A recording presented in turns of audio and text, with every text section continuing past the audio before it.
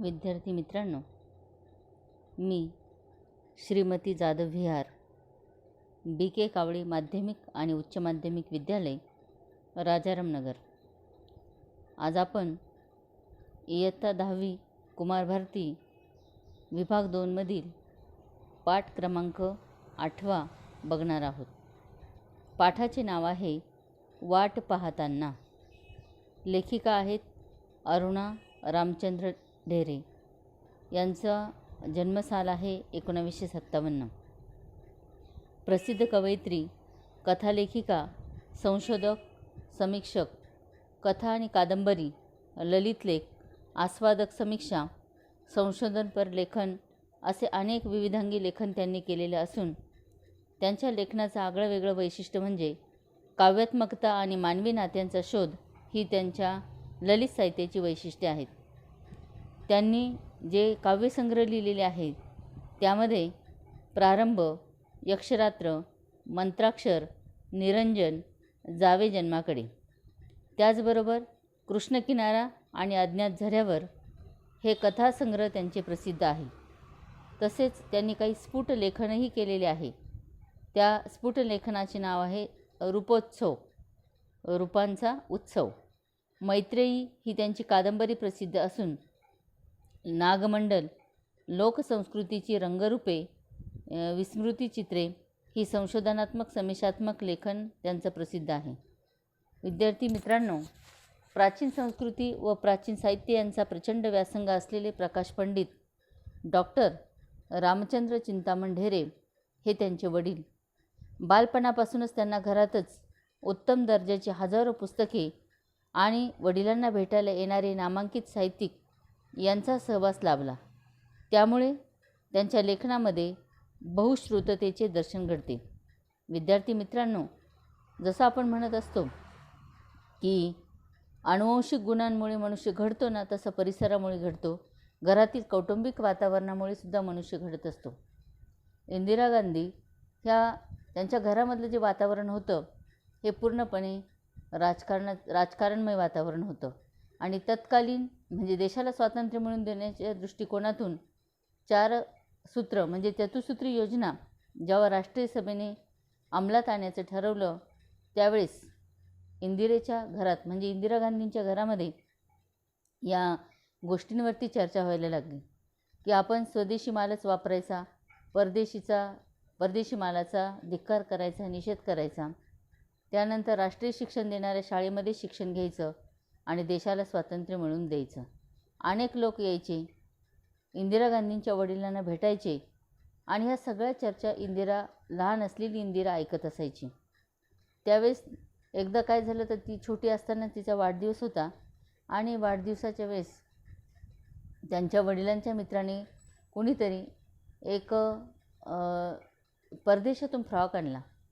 तिच्या वाढदिवसानिमित्ताने तिला भेट दिला। तिने तो तात्पुरत्या स्वरूपात स्वीकारला, परंतु वाढदिवसाचा कार्यक्रम पार पाडल्यानंतर ती त्यांच्या घराच्या गच्चीवर गेली आणि तिने आपली जी घरातील आगपेटी असते तिच्या साहाय्याने तो फ्रॉक जाळून टाकला। त्यावेळेस सगळ्यांना विशेष वाटलं आणि त्याचं कारण जेव्हा तिला विचारलं त्यावेळेस तिने सांगितलं की परदेशी माल वापरायचं नाही अशी चर्चा तुम्ही घरातच करत आहात ना, आणि मग मी तरी परदेशी फ्रॉक का घालायचा। विद्यार्थी मित्रांनो, हा प्रसंग मी तुम्हाला यासाठी सांगितला की जशा वातावरणात आपण वाढत असतो, जशा प्रकारची संस्कृती आपल्यावर लादली जाते, हे सगळे आपल्या व्यक्तिमत्व घडवण्यास हे सगळे घटक आपले व्यक्तिमत्व घडवण्यास कारणीभूत ठरत असतात। अशा पद्धतीने मी मग जे उदाहरण दिलं की या अरुणा ढेरे जे लेखिका आहेत त्यांचे वडील रामचंद्र चिंतामण ढेरे हे बालपणापासूनच सुंदर अशा प्रकारचे साहित्यिक होते। प्राचीन संस्कृतीवर त्यांनी लेखन केलेलं होतं।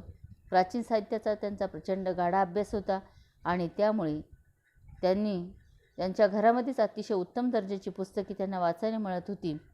त्याचबरोबर या अशा उत्तम साहित्यिकाचा म्हणजेच वडिलांचा आणि वडिलांना भेटायला येणाऱ्या नामांकित साहित्यिकांचा सहवास लेखिकेला लाभलेला असल्यामुळे अतिशय सुंदर अशा प्रकारचे बहुश्रुत लेखन त्यांनी केलेलं आहे। मानवी जीवनामध्ये काही भावनात्मक घटक अटळपणे दिसून येतात. त्यापैकी एक महत्त्वाची बाब म्हणजे वाट पाहणे. आता वाट पाहणे हा एक शब्द आहे, म्हणजे खरं तर शब्द दोन आहे, पण शीर्षक हे जे आहे वाट पाहताना, या एका शब्दाचे अनेक अनेक अर्थ आहे. आता आपण हा पाठ अभ्यासल्यानंतर त्याच्या शेवटी भाषा सौंदर्य म्हणून वाट पाहताना हा शब्द अनेकदा वापरलेला आहे आणि जेवढ्या वेळेस तो शब्द वापरला ना, त्या प्रत्येक वेळेस त्याचे वेगवेगळे अर्थ आलेले आहेत. म्हणजेच काय, खरं म्हणजे सगळ्यात सुरुवातीला तुम्हाला सांगावंसं वाटतं की आपली मातृभाषा मराठी ही अतिशय समृद्ध भाषा आहे. अलंकाराने नटलेली आहे, अलंकाराने सुशोभित झालेली आहे, अलंकारामुळे तिचं सौंदर्य वाढलेलं आहे आणि तिच्यामधून अनेक अर्थ व्यतीत होतात, निघत असतात, व्यक्त होत असतात.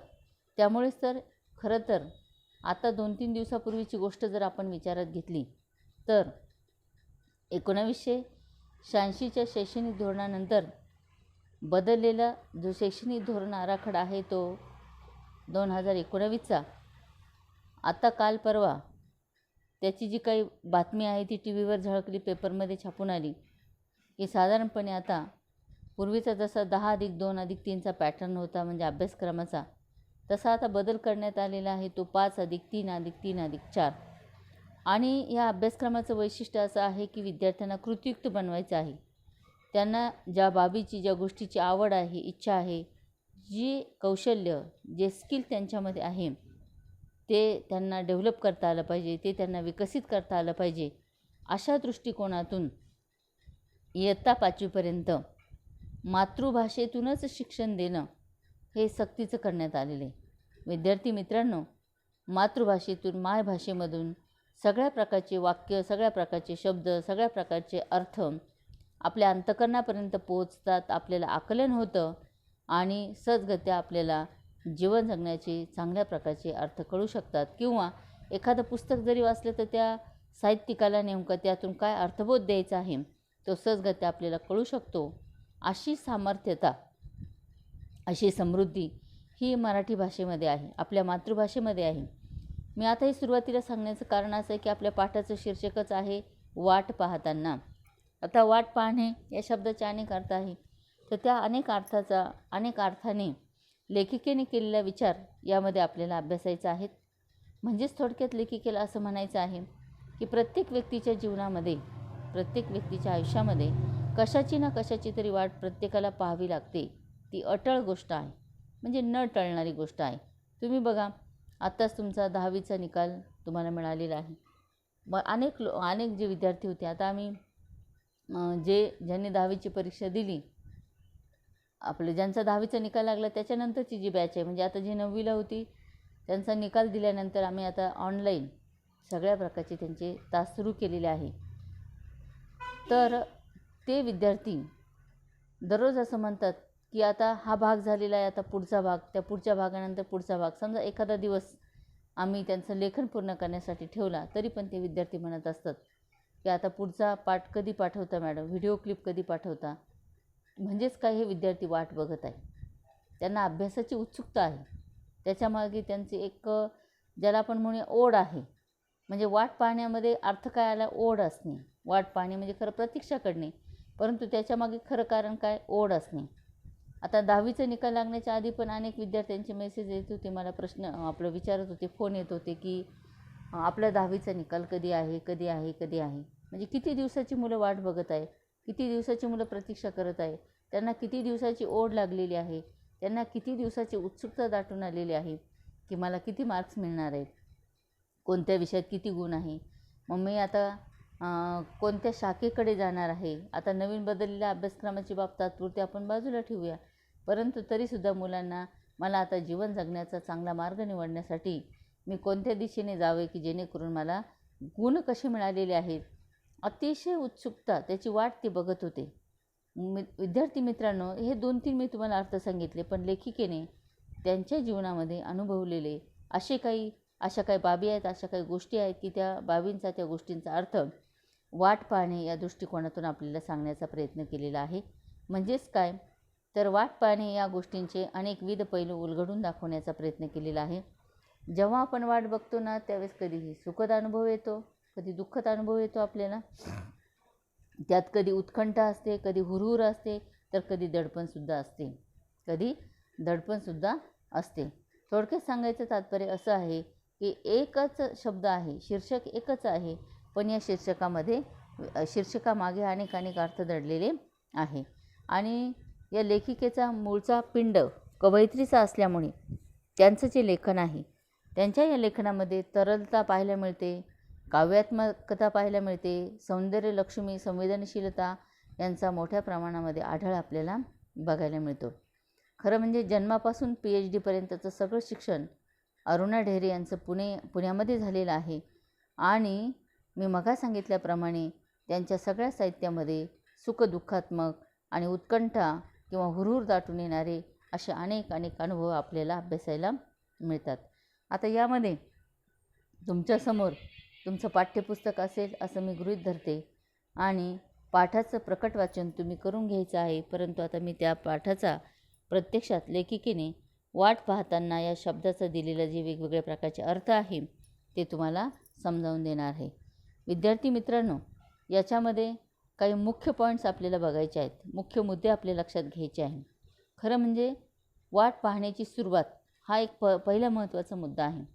त्या संदर्भाने लेखिका असं म्हणते की होळीनंतर थंडी झपाट्याने कमी होत जायची आणि आंब्यावर मोहोर नुसता घमघमत असायचा. आता फाल्गुन चैत्र जो महिना आहे, फाल्गुन म्हणजे चैत्र जेव्हा सुरू होतो, फाल्गुन संपतो आणि चैत्र सुरू होतं, असा जो कालखंड आहे. आता आपण याच्या अगोदरच ऋतूंची माहिती मिळवलेली आहे. त्याच्या अगोदर आपण म्हणजे हेमंत असेल, शिशिर असेल, वसंत असेल, ग्रीष्म असेल वगैरे वगैरे या सगळ्या मराठी ऋतूंची पण वैशिष्ट्य आपण काय केलेली पाहण्याचा प्रयत्न केलेला आहे.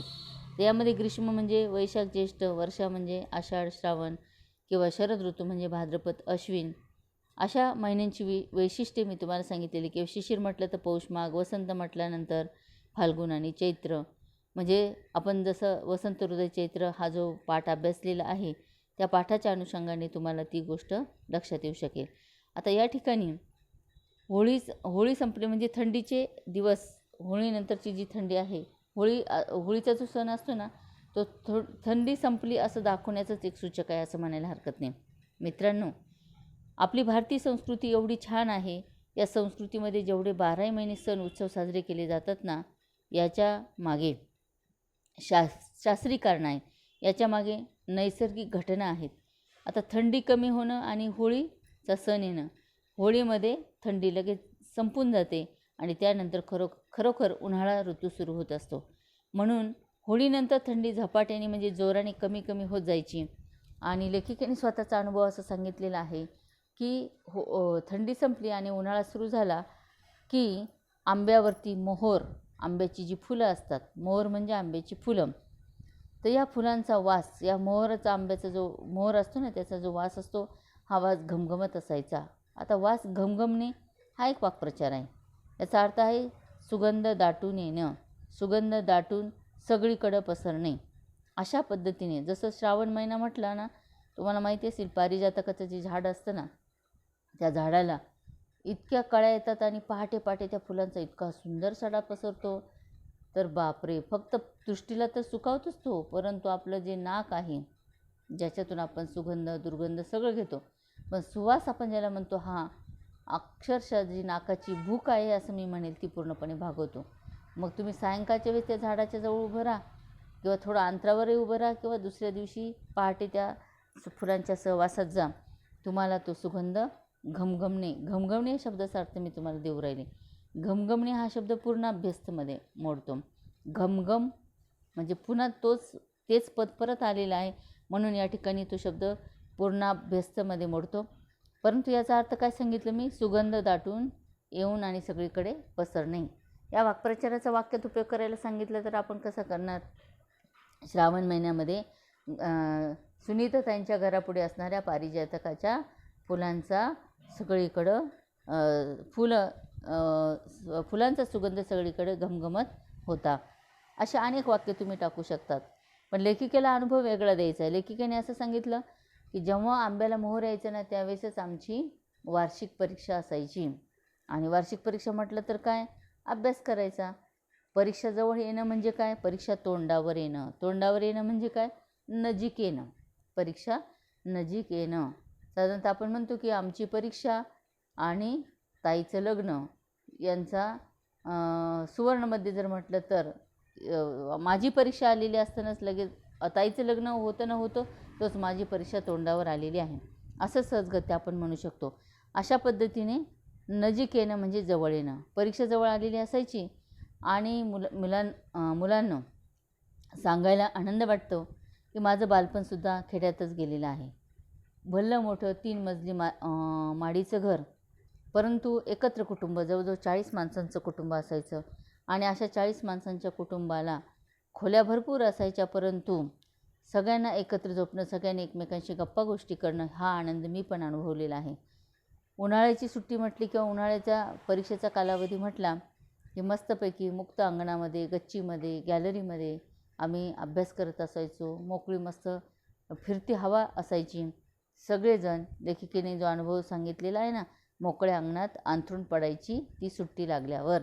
आता इथं परीक्षेचा कालखंड घ्या किंवा सुट्टी लागल्याचा कालखंड घ्या. इथं लेखिकेचा अनुभव जर विचारात घेतला तर त्यांना सुट्टी लागली की सगळेजण मोकळ्या अंगणामध्ये काय करत असायचे? आपले अंथरुणं टाकायचे आणि सगळेजण त्या अंथरुणावरती झोपत असायचे.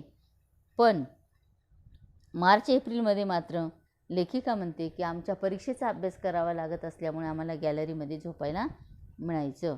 आता गॅलरी म्हणजे काय? तर समजा 2 मजली माडी असेल, त्या माडीची पुढचा जो भाग असतो त्याला गॅलरी असं म्हणतात. किंवा माडी जरी नसेल तर साधा भाग असेल, तुम्ही त्याला ओटा असं म्हणतात. दिवाणखान्याच्या आधी जो भाग असतो ना बसण्याचा उठण्याचा, त्याला ओटा म्हणतात. काही लोक तिथेही झोपतात. तर अशा पद्धतीने लेखिकेने असं सांगितलेलं आहे की होळी संपल्यानंतर मार्च एप्रिलमध्ये आंब्याची झाडं असायची, त्याला फुलं लागायची.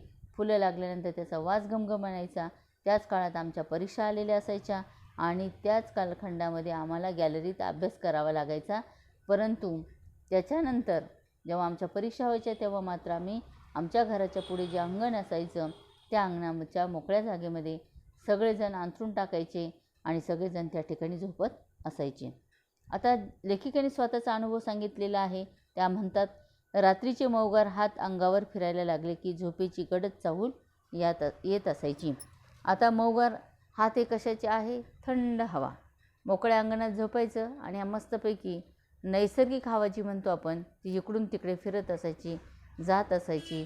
त्यावेळेस मात्र लेखिका अंगणात झोपल्यानंतर यांना सगळ्यांच्या शरीराला गारवा, थंडावा मिळत असायचा. त्याला उपमा दिलेली आहे अंगावर हात फिरणे आणि तो मौगार हात फिरणे. आणि मग सहजगत्या वाटायचं की आता नक्कीच आपल्याला काय होणार आहे? झोप लागणार आहे. चाहूल लागणे म्हणजे काय? अंदाज येईल. आता थोड्याच वेळात आपल्याला झोप लागणार आहे असं वाटत असायचं. डोळे मिटत असताना मनात एकच संदेश त्यांच्या यायचा की दररोज या जवळपास असणाऱ्या झाडांवर आपल्याला कोकिळेचं कुहू कुहू गाण जे आहे हे ऐकू आलं पाहिजे. बघा किती रसिक आहे लेखिका. लेखिकेला असं म्हणायचं आहे की उद्या पहाटे कुहू कुहू गाणं. आता तुम्हाला प्राण्यांचे आवाज पण माहिती असले पाहिजे.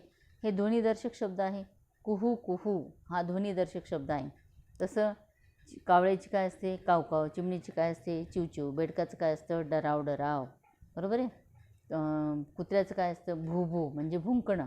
घोड्याचं काय असतं? खिंकाळणं. अशा पद्धतीने हे ध्वनिदर्शक शब्द आपल्याला माहिती असणं आवश्यक आहे.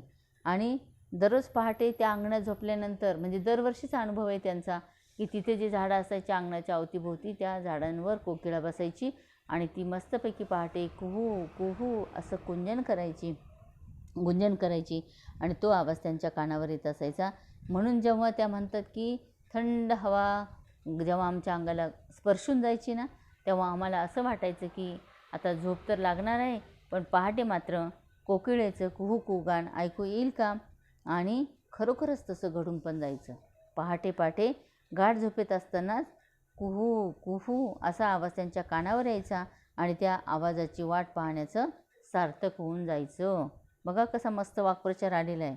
ह्या 2च परिच्छेदात जवळजवळ 3-4 वाक्प्रचार तुम्हाला पाहायला मिळाले असतील. सार्थक होणे म्हणजे काय? तर पूर्णत्वात जाणे. सार्थक होणे म्हणजे काय? साध्य होणे. आता इथे साध्य झालेलं आहे, कारण त्यांनी रात्रीच वाट पाहिलेली आहे. आता गाढ तर झोप लागते, पण आपल्याला पहाटे कोकिळेचं कुहू गाणं ऐकायला येईल का? तर आलं. म्हणजेच काय झालं, मनात जी इच्छा होती ती पूर्ण झाली. मनातली इच्छा पूर्ण होणे, सार्थक होणे म्हणजे अनेक अर्थ आहे. मी मगच म्हणाली तुम्हाला की मराठी भाषा ही अशी समृद्ध भाषा आहे की या भाषेला एक शब्द दिला तर अनेक अर्थ निघतात ना. तशा पद्धतीने इथे आपल्या पाठाचं शीर्षक पुन्हा आलेलं आहे. शीर्षकाकडे परत आपल्याला जायचं आहे. काय पाठाचं शीर्षक आहे? वाट पाहताना. आणि इथं लेखिका म्हणते की त्या आवाजाची वाट पाहण्यात सार्थक होऊन जायचं. कधीपासून वाट बघतायत लेखिका? रात्री झोपल्या तेव्हा, जेव्हा अंगावरून गार वारा गेला आणि आता गाढ झोप लागणार आहे असं वाटलं, त्याच वेळेस डोळे मिटण्याच्याच वेळेस त्यांच्या मनात विचार आला की पहाटे कोकिळेचं कुहू कुहू गाण कानी पडलं पाहिजे.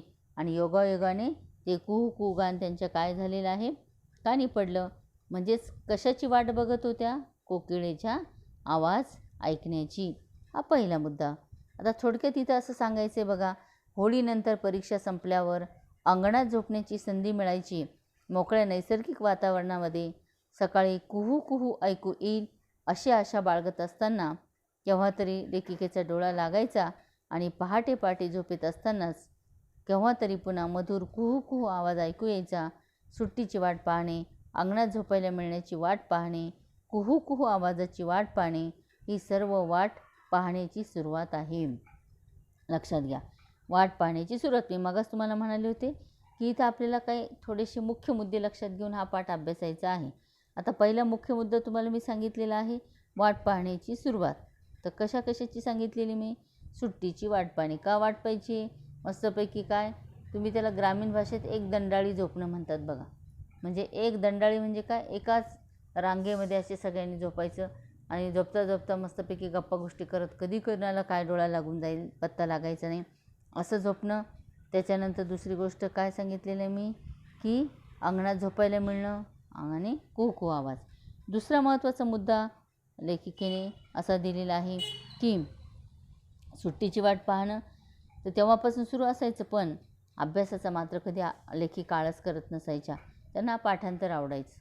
आता असं म्हणतात की कृतीयुक्ती शिक्षण आता आलेलं आहे. कृती करा, त्याच्यानंतर प्रात्यक्षिक करा, पण नुसतं पाठ करू नका. काही गोष्टी पाठही करावे लागतात. आता साधारणतः आम्ही लहान असताना आम्हाला सगळ्या म्हणजे उदाहरणार्थ मराठी विषय होता, तर मराठी विषयाला असणाऱ्या ज्या कविता होत्या त्या मी बालपणापासून मस्तपैकी छानपैकी म्हणत असायचो. आजही त्या आम्हाला आठवतात, आजही गुणगुणाव्याशा वाटतात. गुणगुणत असताना आम्हाला त्यातून आजही आनंद मिळतो आहे. घाल घाल पिंगा वाऱ्या माझ्या परसात, माहेरीच्या सुवासाची कर बरसात. सुंदर तालात म्हणायचं मी. घाल घाल पिंगा वाऱ्या माझ्या परसात, माहेरीच्या सुवासाची कर बरसात. सुखी आहे पोर सांग आईच्या कानात, आई भाऊसाठी परी मन खंतावत. 1 वर्ष झालेली ती सासरी आली, माहेरहून सासरी आली, पण अजून माहेरी जायला तिला वेळ मिळत नाही. म्हणून तिने असं सांगितलं की माझी आई माझ्या या मुलासाठी काय करत आहे, खंत करत असेल, वाट पाहत असेल. म्हणून काय ती वाऱ्याला सांगत आहे. काय म्हणाली ती? काय म्हणाली? आई मन खंतावत, विसरली काग भादव्यात वर्ष झालं. विसरली काग भादव्यात वर्ष झालं, माहेरीच्या आठवणी मनांचवल. फिरून फिरून सय येई जीव वेडावतो, चंद्रकलेचा ग शेव ओला चिंब होतो.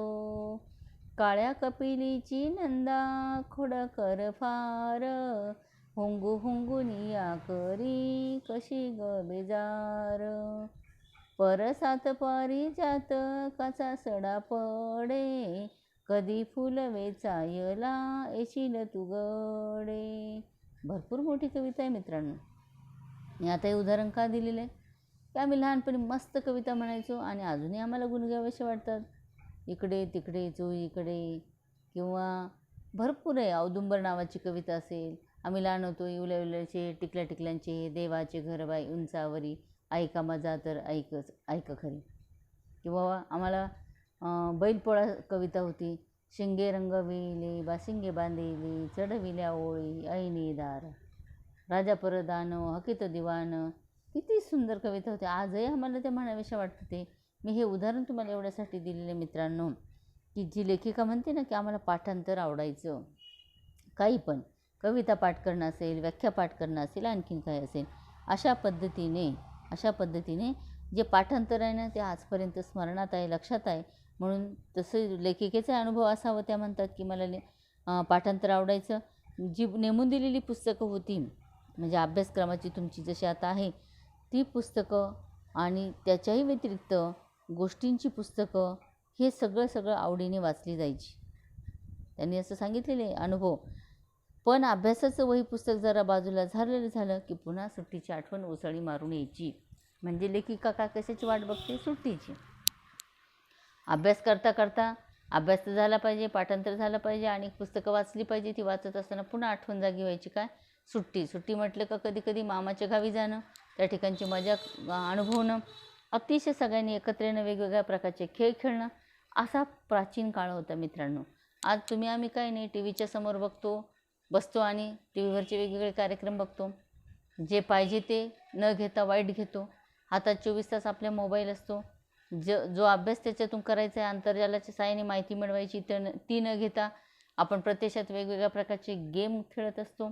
आणि हे गेम खेळता आपल्या जीवनाचा सुद्धा गेम होऊन जातो. कधी होतो आहे आपल्याला कळत नाही. म्हणून मित्रांनो, जसं म्हणतात की जुनं ती सोनं, खूप छान अशा प्रकारचं जीवन होतं, खूप छान अशा प्रकारचं शिक्षण होतं. आणि अशा पद्धतीच्या सगळ्या आठवणी या लेखिकेला आलेल्या. म्हणून त्या म्हणतात की आम्ही अभ्यासाचं वही पुस्तक जरा बाजूला झालं की लगेच सुट्टीची आठवण उसळी मारून यायची. म्हणजे काय? पुन्हा काय वाटायचं? मनात इच्छा निर्माण व्हायची. आणि पुन्हा जेव्हा आम्ही या सुट्टीमध्ये जो काही आनंद घ्यायचा ना तो पण पुन्हा आम्हाला आठवायचं. काय आठवायचं बघा? त्यांच्या अंगणात असणारं हजारी मोगऱ्याचं झाड. मोगऱ्याच्या ज्या कळ्या असतात ना त्या अनेक असतात. काही मोगऱ्याची फुलं कमी कळ्यांची असतात, काही मोगऱ्याच्या फुलांना जास्त कळ्या असतात ना, तर म्हणजे जास्त कळ्याने पाकळ्या असतात. अशा जास्त पाकळ्या असणारं जे मोगऱ्याचं झाड आहे त्या मोगऱ्याच्या झाडाला हजारी मोगऱ्याचं झाड असं म्हटलेलं आहे. त्यानंतर पुण्याच्या शनिवार वाड्यामध्ये सकाळी उठून लेखिकांनी त्या बकुळीची फुलं पण आणायला जायची. पांढरी हिरवी दाट अशा प्रकारची बकुळीची फुलं झाडाला येतात. मस्तपैकी पांढऱ्या रंगाची फुलं पण अशी दाट, मी जसं पारिजातकाची मगा उदाहरण दिलं ना तशा पद्धतीने बकुळीची फुलं. आम्हाला कविता होती लहानपणी. तर अशा बकुळीची फुलं आणायला जायची. माठामध्ये ती वाळा नावाची जी वनस्पती आहे की ते माठामध्ये टाकल्यानंतर पाणी शुद्ध होतं. आता आपण ॲक्वागार्ड बसवतो, फिल्टर बसवतो, त्याच्यातून पाणी शुद्ध करून पितो. पण तेव्हा शुद्ध मातीचा मस्त माठ आणि त्या माठामध्ये असणारा तो वाळा टाकला की पाणी शुद्ध असायचं आणि शरीरासाठी सुद्धा ते कसं असायचं? पोषक चांगलं असायचं. असं वाळा घातलेल्या वनस्पतीचं पाणी किंवा वाळा वनस्पती टाकलेलं जे पाणी आहे ते आठवायचं. आई आणि आत्या म्हणजे कोण?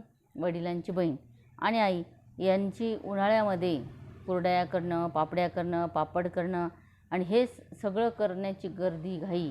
त्याचबरोबर उन्हाळ्यामध्ये कडक ऊन असल्यामुळे जे काही कडधान्य, तृणधान्य वगैरे असते ना तर ती गृहिणी हे सगळं बाहेर उन्हामध्ये वाळत टाकत असते. म्हणजे अंगणभर पडलेली सगळी वाळवणं. त्यानंतर कैरीची डाळ आणि पणं. आता कैरीची डाळ म्हणजे काय? तर साधारणपणे आपण जे कैरीपासून लोणचं बनवतो ना त्याच्यासाठी जी डाळ वापरत असतो मोहरीची, त्या डाळीला कैरीची डाळ म्हटलेली आहे. म्हणजे कैरीची वरची साल आणि पणं बनवायचं म्हणजे कसं? तर कैरीची वरची साल काढून घेऊन त्याचे बारीक तुकडे करून मग ते मिक्सरमध्ये ग्राइंड करायचे आणि ते गाळून घ्यायचे. त्यात मीठ आणि सोडा टाकायचा. अशा पद्धतीने कैरीचं पणं तयार केलं जातं.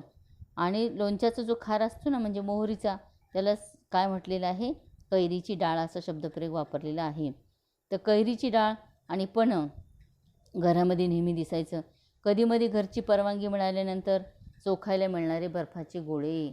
त्यावेळेस असंच असायचं की बर्फाचे गोळे विकणारा माणूस सतत गल्लोगल्ली फिरत असायचा. छोट्या मुलांना त्याचं आकर्षण, कारण तो बर्फाचा गोळा बनवायचा आणि तो बनवल्यानंतर मध्ये मस्तपैकी एक काटकी खोचायचा, त्याच्यावरती खाण्यायोग्य अशा प्रकारचं जे काही लिक्विड असायचं, कलर म्हणजे रंगाचं, ते टाकायचा आणि ह्या मुलांना तो रंग पाहूनच खावंसं वाटायचं. मस्तपैकी उन्हाळा असायचा, कडक ऊन असायचं आणि बर्फ मस्तपैकी जिभेला गोडवा द्यायचा आणि घशाला गारवा द्यायचा.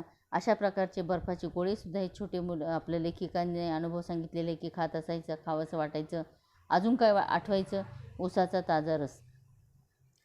मी आता जसं सांगितलं ना, बर्फ विकणारी, गोळी विकणारी माणसं जसे अंगणातून फिरायचे, गल्लोगल्ली फिरायचे, अशा पद्धतीने ऊसाचा रस विकणारी सुद्धा माणसं गल्लोगल्ली फिरायचे आणि तो ताजा रस मिळायचा. त्याची आठवण त्यांना झाली. आणि मुख्य म्हणजे खूप खूप गोष्टींची आणि कवितांची नवी पुस्तकंसुद्धा त्यांना वाचायला मिळत असायची. म्हणजे हे सगळं सुट्टीत करता यायचं. म्हणून लेखिकेला सुट्टी आवडत असायची किंवा सुट्टीची वाट लेखिका पाहत असायची. विद्यार्थी मित्रांनो, या पूर्ण परिच्छेदामध्ये आपण हा भाग लक्षात घेतला पाहिजे की ह्या ज्या गोष्टी आहेत, जसं म्हणता बालपणीचा काळ सुखाचा, जुनं ते सोनं, खरोखर त्या कालखंडामध्ये ही मुलं सुट्टीचा खूप मस्त आनंद घेत असायची.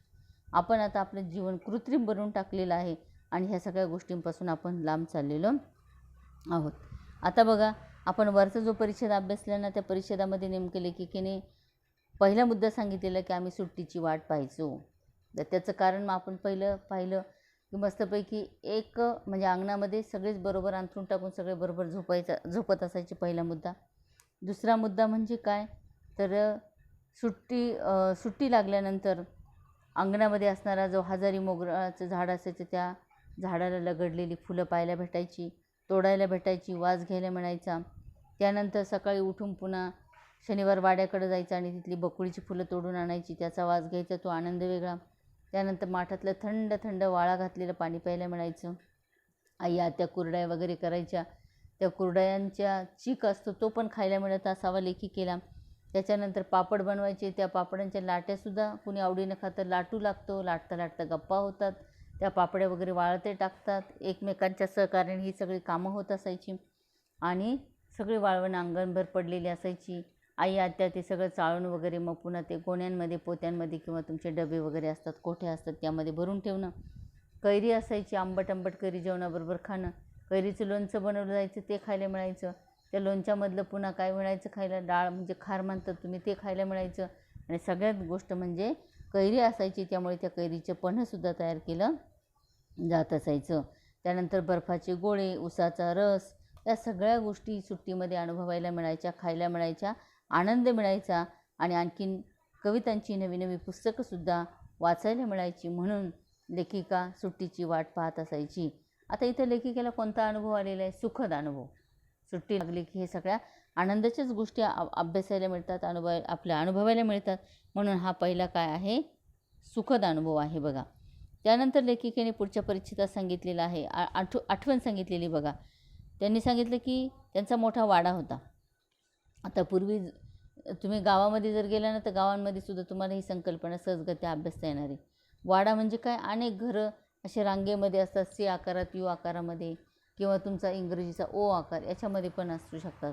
आणि इथं अनेक खोल्या असतात, अनेक कुटुंब राहतात आणि याला पुन्हा भिंत घातलेली असते. तुम्ही आता वॉल कंपाऊंड म्हणतात ना, तसंच वॉल कंपाऊंड पण ते मातीचं. आणि पुन्हा त्याला एक मुख्य दरवाजा असायचा मोठा. प्रत्येकाचे दरवाजे छोटे छोटे तर आहे, मध्ये पुन्हा खेळण्यासाठी मोठी जागा तर असायची, पण याला एक मोठा दरवाजा असायचा, त्याला दिंडी दरवाजा म्हणतात. असा मोठा दरवाजा असायचा. आणि ह्या वाड्यामध्ये ही सगळी जी संकल्पना मी तुम्हाला सांगितली ना, याला वाडा शब्दप्रयोग वापरला जायचा. या वाड्यामध्ये पुष्कळ बिऱ्हाडा असायची, म्हणजे अनेक कुटुंब राहायची. आणि या वाडा असायचा ना, याला मजली पण असायची. तर या वाड्याला मिळून असलेला जो चौथा मजला होता ना, या चौथ्या मजल्यावरती एक माळा होता, अडगळ म्हणू आपण त्याला. तर लेखिका जेव्हा गावी जायच्या ना, त्यावेळेस सुट्टीची वाट पाहताना माळ्यावर जाऊन पुस्तकांचा जो गराडा असायचा, त्या गराड्यामध्ये, म्हणजे गराडा म्हणजे काय, आपण बसल्यानंतर आपल्या अवतीभोवती सगळी पुस्तकं पडलेली असणार, त्याला गराडा म्हणतात. तर अशा गराड्यात बसण्याच्या अद्भुत कल्पनेने लेखिका म्हणते की मी काय काय पाहिलं पुस्तकांमध्ये, खूप काय पाहिलेले. लेखिकेचं मन फुलून जायचं. आणि पुस्तक जेव्हा ती जुने पुस्तकं अभ्यासायची ना, तेव्हा त्यांना काहीतरी गंमत वाटायची. आता मी मग तुम्हाला सांगितलं, आम्हालासुद्धा आठवते आमचं पहिलीचं पुस्तक, आई घर बघ आई, आई घर बघ, पुन्हा खाली चौकोनात 3 शब्द, घर आई बघ, झाला पहिला धडा. आठवते आम्हाला फुगेवाला, त्याच्यानंतर आजी आजी चित्र आठवते. आजी बसलेली, अनेक मुलं खेळत आहेत, आजी काही काकडी कापते, मग काय करते, मी मग सांगितलेले याची बैलपोळ्याची कविता, अशा अनेक जी जुनी पुस्तकं आहेत ते जर आठवले तर सचित्र आठवतात. ते कुठून जत्रा धडा होता, ती गर्दी वगैरे अजूनही ती चित्र आमच्या डोळ्यासमोर आहे. 4थीला आम्हाला मराठीला जत्रा धडा होता. विद्यार्थी मित्रांनो, ह्या आठवणी खूप आनंद देणाऱ्या आहेत. आणि लेखिकेला ते आठवते की बालपणीचा लेखिकेचा काळ कसा गेलेला आहे. किंवा जुनी पुस्तकं जी अभ्यासलेली आहे, क्रमिक पुस्तकांव्यतिरिक्त पुन्हा काही वाचलेली आहे, तर तीसुद्धा लेखिका विकत नाही. तुम्ही जसं म्हणतात ना, रद्दी देणं मग पैसे घेणं, तसं न करता तो जो चौथा त्यांचा हे होता ना, इथं माळ म्हटलेले, तर त्या माळावरती काय करायचे, ते अनेक पुस्तकं टाकायची. लक्षात घ्या, माळ म्हणजे एक जमिनीचा प्रकार पण आहे. माळ म्हणजे ही आडगळ पण आहे. माळ म्हणजे फुलांचा हार पण आहे. एका शब्दाचे अनेक अर्थ समजून घ्या. तर अशा पद्धतीने त्या माळावरती ही सगळे पुस्तकं, प्रत्येकाची जुनी पुस्तकं तिथं टाकलेली असायची. मग हे सुट्टीत गेले का, चला आता आपण 4थ्या माळ्यावर जाऊ बरं, आपण पहिलं कोणतं पुस्तक अभ्यासलं काय, सहज पुस्तकं असे उलगडले की लेखिकेला तिचं बालपण आठवायचं. आणि अजून काय काय त्या पुस्तकांमधलं आठवायचं माहिती का, पुस्तकांमध्ये काय काय पाहिलेलं असायचं लेखिकेने, तर ती म्हणते की एक गंमत होती पुस्तकं पाहण्यात, पुस्तकांची वाट पाहण्यात एक गंमत होती. बघा इथं काय झालेलं आहे, एक वेगळा आनंद आहे. पुस्तकं वाचायचे म्हणजे त्याची पण लेखिका वाट पाहायची. मग ही गंमत काय आहे, एक वेगळंच जग तिथं भेटायचं. मी आता सांगितलं वेगळं जग म्हणजे, मी मग तुम्हाला कविता ऐकवली, घाल घाल पिंगावाऱ्या. मग कोणतं जग आठवलं त्या काळातलं. त्या कालखंडामध्ये मुलगी जर सासूरवाशीन मुलगी असायची, लग्न झालं की 100% सून म्हणजे सासूरवाशीनच. ती गेल्यानंतर तिला लवकर लवकर माहेरी येता यायचं नाही. मग भादवा म्हणजे काय, भाद्रपद महिना. 1 वर्ष झालं तरी मला माहेरी जाता आलं नाही, आई मला भेटली नाही, आईला माझा मुलगा भेटला नाही. मग आई वाट पाहत असेल, मग हे वाऱ्या माझ्या पर्सामध्ये तू पिंगा घाल, माझा निरोप तू आईला दे. की आई सांग, आईच्या कानामध्ये सांग की सुखी आहे पोर, सुखी आहे पोरं सांग आईच्या कानात, आई भाऊसाठी परी मन खंतावत. म्हणजे बघा त्या कालखंडातलं सासूरवास लगेच काय आलेलं आहे, लक्षात आलेलं आहे. म्हणजे थोडक्यात काय, तिथं हे वेगळं जग भेटणं, न पाहिलेले देश, न पाहिलेली माणसं. आता धडा होता तुम्हालासुद्धा बघा, जुन्या अभ्यासक्रमामध्ये होता माझा रशियाचा प्रवास, अण्णाभाऊ साठेंचा पाठ होता, बरोबर. मग आता यामध्ये तुम्ही अभ्यासलं की रशिया देशामध्ये कशा अण्णाभाऊ साठे रशियाला गेले, पण तुम्ही पुस्तक वाचलं त्यांचं, रशियाचा प्रवास वर्णन आहे ते, ते वाचलं. आणि मग तुम्हाला त्याच्यात काय अनुभव आला की बघा, रशियामध्ये रेल्वे अशा असायच्या, त्या रेल्वेतला काही डबे स्पेशल स्त्रियांसाठी, काही डबे जशा आपण ज्याला म्हणतो की छोटे बाळं ज्यांच्याकडं आहेत त्यांच्यासाठी. म्हणजे थोडक्यात काय, लहान बाळ ज्यांच्याकडं असेल त्यांनी त्या वेगळ्या डब्यात बसायचं. कारण काय, त्या डब्यामध्ये तशा प्रकारची पाळणा वगैरे पण असायची. मग त्या बाळाला पाळण्यात टाकायचं आणि ती स्त्रीसुद्धा सुरक्षित बसत असायची, तिला त्रास होणार नाही. ज्येष्ठांसाठी वेगळा डबा. अशा पद्धतीने सगळ्यांसाठी, म्हणजे ज्याला आपण म्हणूया की कुणाला त्रास होणार नाही अशी व्यवस्था रशियामध्ये केलेली. आणि अण्णाभाऊ साठे पुन्हा त्या पुस्तकात काय म्हणतात, रेल्वे स्थानकावर जा, बस स्थानकावर जा, कुठेही कोणत्याही प्रकारची सूचना लिहिलेली नाही. आपल्याकडं कसं आहे, येथे बसू नका, येथे थुंकू नका, येथे हे करू नका वगैरे वगैरे अशा सूचना लावलेल्या, मद्यपान करू नका वगैरे. तसं तिथं कुठंही सूचना नाही. पण सूचनाही नसताना अण्णाभाऊ साठेंना अनुभव असा आला, त्या रेल्वे स्टेशनवरती त्यांना एक छोटीसुद्धा काडी खाली पडलेली दिसली नाही. म्हणजे काय, तर स्वच्छता खूपच त्या ठिकाणी त्यांना अनुभवायला मिळाली. म्हणजे मग आता समजा हे पुस्तक आपण वाचलं तर काय, ती माणसं आपण पाहिली नाही, तो देश आपण पाहिला नाही, पण त्या देशामध्ये, त्या माणसांमध्ये काय दिसते आपल्याला, स्वच्छता दिसते, नीटनेटकेपणा दिसत आहे. आणि आपण जो अनुभव कधीच अनुभवला नाही असे प्रसंग पण आपल्याला त्या पुस्तकांमधून अनुभवायला मिळतात. ते आता उदाहरणार्थ बघा की गोष्ट अरुणिमाची, आता तुमच्या 10वीच्याच पुस्तकात एक पाठ आहे, गोष्ट अरुणिमाची. समजा काही वर्षानंतर तुम्ही हे पुस्तक अनुभवलं, वाचलं, तर तुमच्या लक्षात काय येणार आहे, अरे बाबा बघा, या अरुणिमाच्या जीवनामध्ये कशी संकटं आली, तरीसुद्धा या संकटावरती मात करून तिने एव्हरेस्ट शिखर तर सर केलंच, पण आणखीन काही जगामध्ये जेवढी काही काय होते शिखरं होते, ती सगळी शिखरं तिने सर केलेली आहे. म्हणजेच थोडक्यात आपल्याला असं सांगता आलं पाहिजे की किंवा अनुभव त्यामध्ये येणारे की न अनुभवलेले प्रसंग, अनोळखी तरी पण आपले वाटणारे, अनोळखी पण तरी आपले वाटणारे, ओळखीचे धागे जुळणारे किंवा न जुळणाऱ्या गोष्टीसुद्धा थक्क करणाऱ्या, म्हणजे जग असंही असतं तर. म्हणजे तुम्ही जेवढे पाठ्यपुस्तकं अभ्यासलेली ना, त्या पाठ्यपुस्तकातले काही अनुभव जर तुम्ही घेतले तर सहजगत्या आपल्याला असं वाटतं बापरे, जगामध्ये काही माणसं असेही जगतात का, बरोबर आहे. तर अशा पद्धतीने बाबुराव बागुलांची कथा आहे की त्याच्यामध्ये एक जी सकू नावाची स्त्री असते, तिची 2 मुलं असतात आणि त्या दोघांना म्हणजे पावसाळ्याचे दिवस असतात, बिचारी सतत कष्ट करते, नवरा वारलेला असतो. त्यामुळे त्या पुस्तकाचं नाव आहे मरण स्वस्थ होत आहे. त्या मरण स्वस्थ होता या पुस्तकातली ती कथा होती, भूक नावाची बघा. तर ती जी स्त्री असते ना, ती कष्ट करते आणि 2 मुलांना खाऊ घालते. पण ज्यांच्याकडे कामाला जाते ना, ते पण थोड्याफार प्रमाणातच तिला ते द्यायचे, तिची दररोजची गरज भागेल अशा पद्धतीने. मग काय असेल, धान्य असेल, पीठ असेल, मीठ असेल, थोडा पैसा. आणि काय होतं, असा पावसाळा दिवस असतो आणि संततधार म्हणतो आपण, असा पाऊस सुरू होतो. 8 ते 15 दिवस चालतो.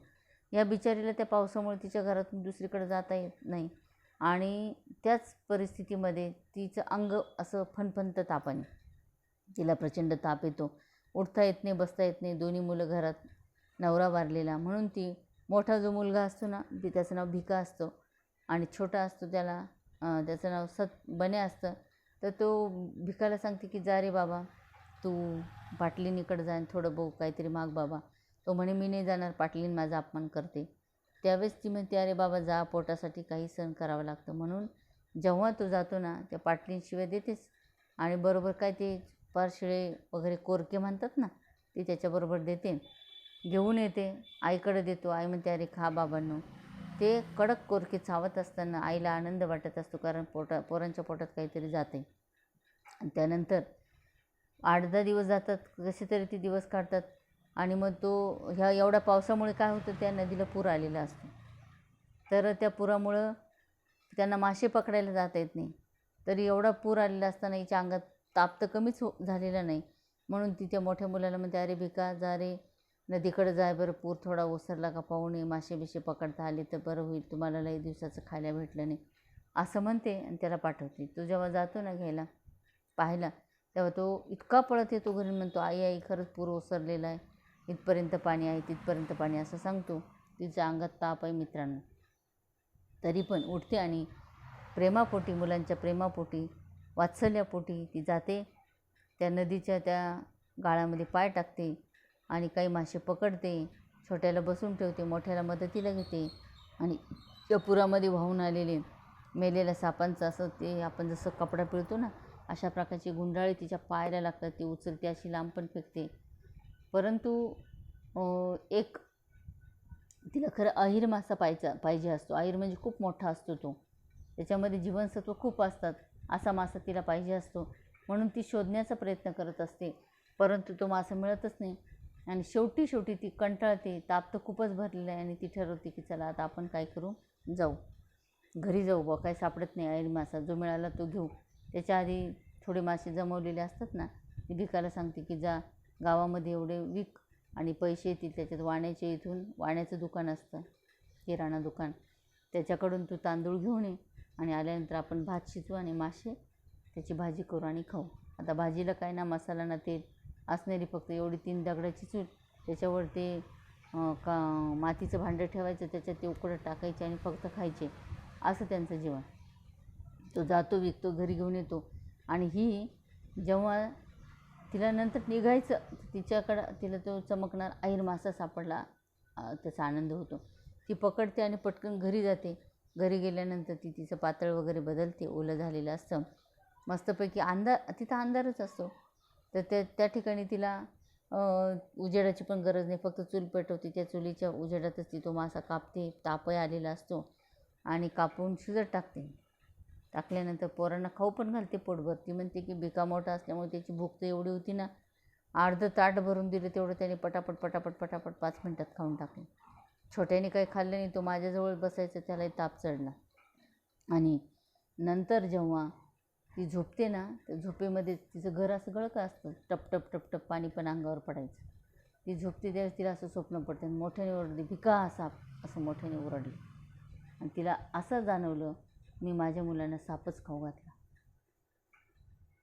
मासा न घालता साप खाऊ घातला. कारण तिच्या डोळ्यासमोर सगळे चित्र ती सापासारखेच दिसले स्वप्नात बरं का. आणि मग ती मोठ्याने ओरडल्यानंतर तिला वाटलं माझ्या मुलांना मी साप खाऊ घातला. मग उठते आणि आधी जे काही पोरांना खाऊ घातलेलं असतं ना, त्याच्यातला जो शिल्लक राहिलेला भाग असतो माशाचा, तो ती उघडते ना, तर त्याची त्वचा, त्या माशाची त्वचा ही सापासारखीच असते. तिला वाटतं सापच मी खाऊ घातला, म्हणून परत मोठ्याने ओरडते आणि त्या ठिकाणी तिचा प्राण जातो. मित्रांनो, असंही जीवन काहींच्या वाटेला आहे, कल्पना करू शकत नाही आपण.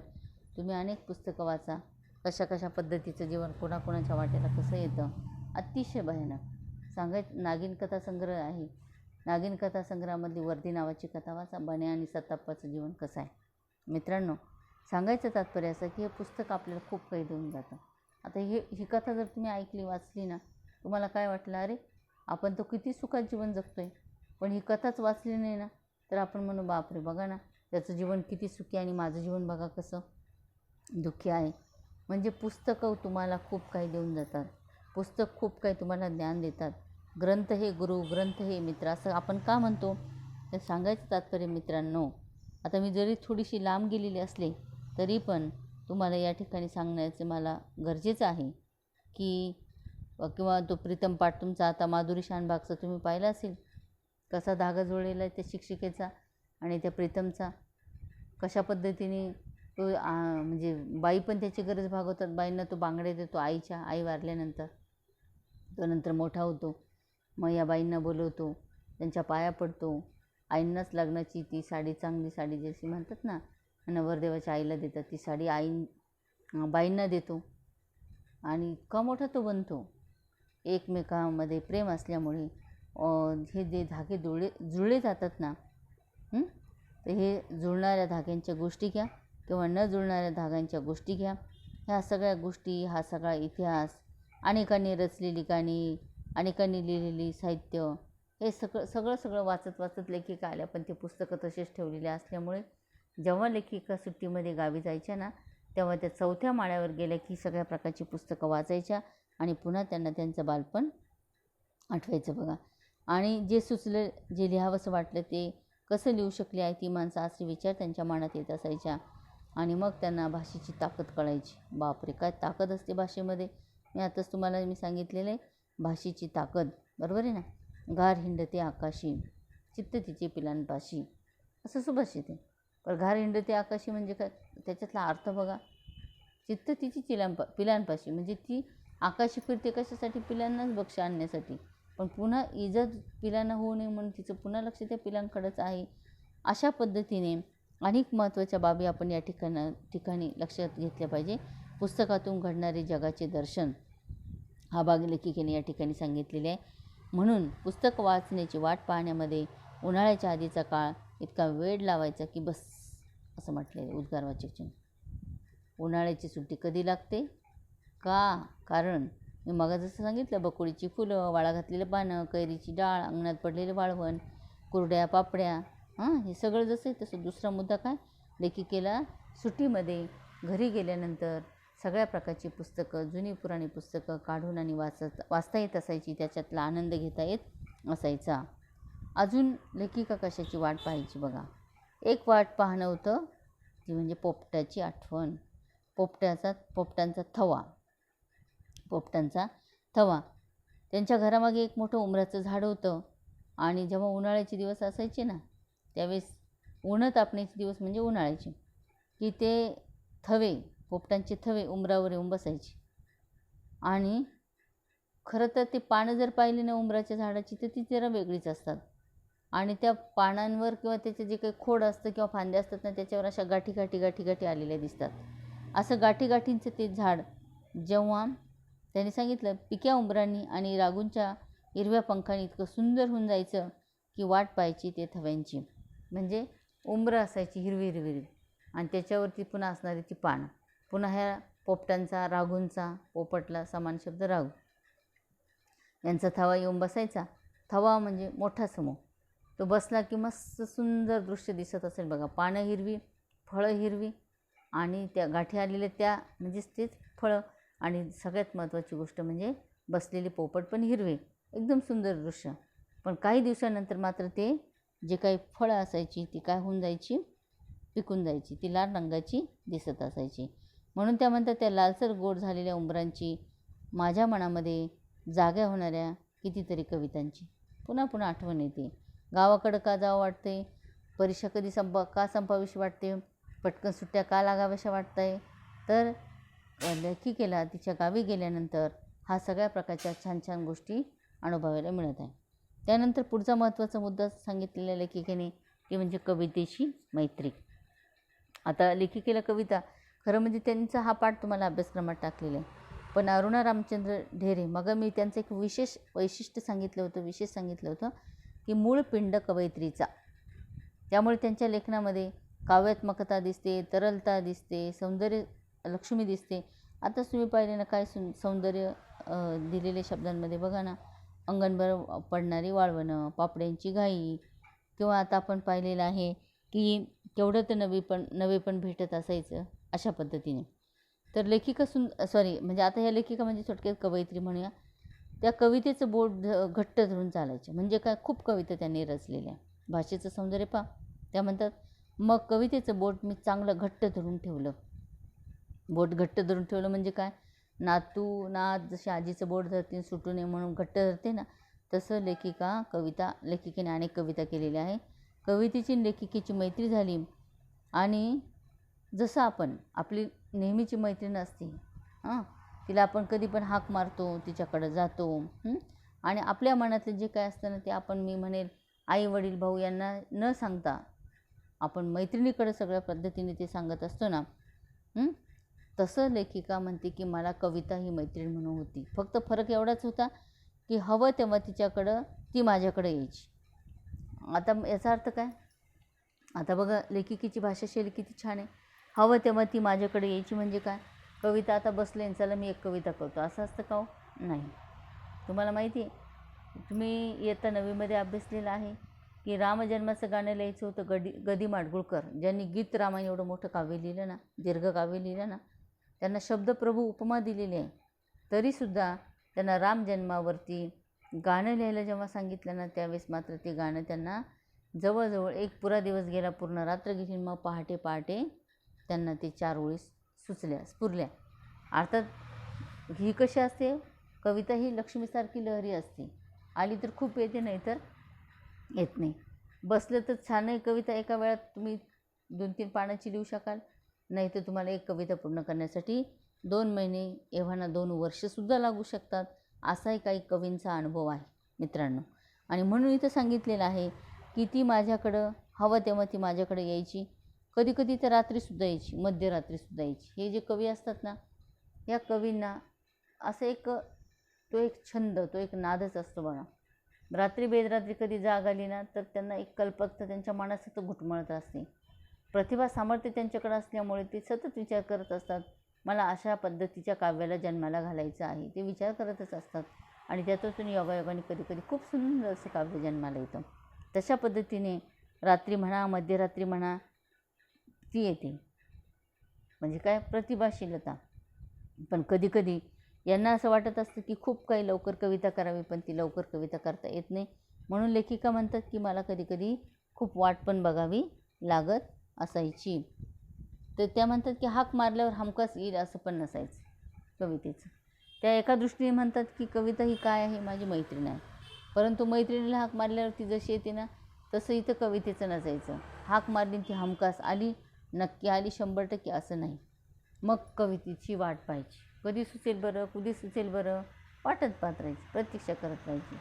कधी शब्द सुचतील, इथे ह्याच अलंकारातून करायची आहे कविता, मग ते शब्द कसे सुचतील, कधी सुचतील, असा विचार नेहमी या कवयित्रीच्या मनात येत असायचा. बरोबर. आता मित्रांनो, मी मागं तुम्हाला गदिमांचं उदाहरण दिलं, बरोबर. तर तिथं किती अनुकूल परिस्थिती त्यांच्या पत्नीने निर्माण करून दिलेली होती. त्या घराच्या पाठीमागे असणारा परसबाग, त्याच्यामध्ये सगळ्या प्रकारची त्यांना बसण्याची व्यवस्था, सगळं प्रसन्न वातावरण करून दिलं. तरी आदला दिवस गेला, ती रात्र गेली आणि पहाटे ते गाणं काय झालं, स्फुरलं. ते पण वाटच पाहत होती की नाही, राम जन्माचं गाणं मला तयार करायचं आहे, आणि ते वाट पाहत बसले, परंतु त्यांना काही ते गाणं तयार करता आलं नाही. पण पहाटे मात्र स्फुरलं. म्हणून इथे सांगितलेले अरुणा ढेरे पण म्हणतात की मी सुद्धा काय करायची, ही कविता तयार करण्यासाठी तिची वाट पाहायची, अस्वस्थ व्हायचे, कशातच मन लागत नसायचं. आणि मग आई आत्याची ती बोलणी खावी लागायची. वेड असतं, मी मगच म्हणाले छंद असतो. एखादी कादंबरी वाचायला बसला, वाचक जर असला ना, त्याला पुन्हा ते पुस्तक सोडावंच वाटत नाही. आई बाबा आवाज देऊ हाक मारून कंटाळून जातात, तरी चाल जेवण करून घे, नंतर पुस्तक वाच. पण नाही, इतकी एकाग्रता वाढलेली असते ना, पुढे काय इतकी उत्सुकता असते, तो थांबत नाही. तसं कवी जर कविता लिहायला बसला ना, आता मी मग तेच पुन्हा उदाहरणावर येतो. गदी माडगुळकर हे काय म्हणतात की रात्रीचे 12 वाजले, त्यांची पत्नी म्हणाली अहो जेवण करून घ्या, तरी ते म्हणतात एवढी काय घाई झाली तुला, कुठं अजून एवढा जास्त वेळ झाला. म्हणजे त्यांचा विचार कशात गुंतलेला होता, फक्त कविता तयार करायची. राम जन्माचं मला गाणं लिहायचं आहे. म्हणून ते एवढे विचारशील झाले, एवढी आतुरतेने वाट बघत होते. तशा पद्धतीने इथे सुद्धा ही कवयित्री म्हणजेच लेखिका आत्याची बोलणी खायची, आईची पण बोलणी खायच्या. पण जोपर्यंत शब्द स्फुरत नसायचे, जोपर्यंत कविता पूर्ण होत नसायची, तोपर्यंत कवितेची म्हणजे त्या शब्दांची त्या काय करायच्या, वाट पाहत असायच्या. बघा, आजचं ते वाट पाहणं आठवलं तरी पण पुन्हा मन त्यांचं हुरूर येतं. आज पुन्हा जर आठवलं ना, मनामध्ये हुरूर निर्माण होते. अरे ते बालपण छान होतं, किंवा त्या गोष्टी आपण कशा पद्धतीने साध्य केल्या अजूनही आठवण येते त्यांना. उंबराचं झाड, त्याची पिकली फळं, पोपटांचे हिरवे पंख, आणि परत आता वाटते की तसं दिसलं पाहिजे. पण तिथं पुढं एक लेखिका वाक्य बोलते की असं उगाच वाटत राहतं, आता नाही भेटणार. कारण आता शहरीकरण असं झालेलं आहे की शहरामध्ये झाड, हे पक्षी किंवा असं वातावरण, निसर्गरम्य वातावरण हे पाहायला मिळणं शक्य नाही, अशक्य आहे. खेड्यापाड्यांमध्ये अजूनही तशा प्रकारचं वातावरण दिसते. पण लेखिका म्हणते मला ते शक्य नाही, असं उगाच आता वाटत राहत आहे. आणि पुन्हा लेखिकेने अजून एक आठवण सांगितलेली वाट पाहण्याची. कशाची वाट पाहायची लेखिका, कवितेची. कशाची वाट पाहायची लेखिका, उंबराच्या झाडावर पोपट यायची, ते दृश्य पाहायची. अजून उन्हाळ्यातली ती वाळवण वगैरे. तसं आणखीन एक काय आहे, त्यांच्या ज्या आत्या होत्या, त्या आत्यांची त्या नोकरीला होत्या, त्या घरी कधी येतील त्याची वाट बघत असायच्या. वाट पाहण्याचा व्याकुळ अनुभव या ठिकाणी सांगितलेला आहे. त्यांच्या आत्या ज्या होत्या, आत्या म्हणजे वडिलांची बहीण, उरोळी कांचनच्या मराठी शाळेमध्ये त्या नोकरीला होत्या. तेव्हा आज जसं त्या उरोळी कांचनला जाण्यासाठी सगळ्या प्रकारच्या सोयी उपलब्ध आहे, सगळी साधनं उपलब्ध आहे ना, तेव्हा तशी वाहनांची सोय नव्हती. मग त्या आत्या काय करायच्या, सकाळी 8 वाजताच घरातून बाहेर पडायच्या, बसने जायच्या, नंतर रेल्वे स्टेशनला, तिथं गेल्यानंतर मग रेल्वेमध्ये म्हणजे पॅसेंजरने पुन्हा उरोळीला जायच्या, परत त्यांना पुन्हा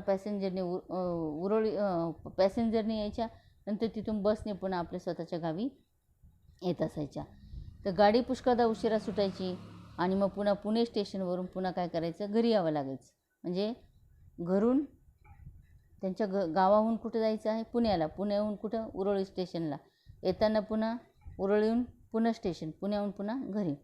तर जेव्हा गाडी उशिरा सुटायची ना, त्यावेळेस मात्र स्टेशनवरून बसनं घरी परत असताना तिला कधी 9, 9:30 सुद्धा होत असायची.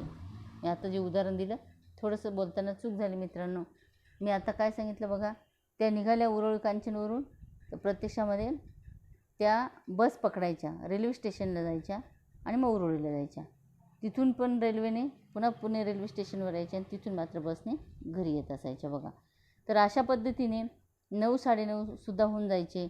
आणि हे सगळे भावंड होते ना, लेखिका, त्यांची भावंड, हे सगळे आत्याची वाट पाहत असायचे.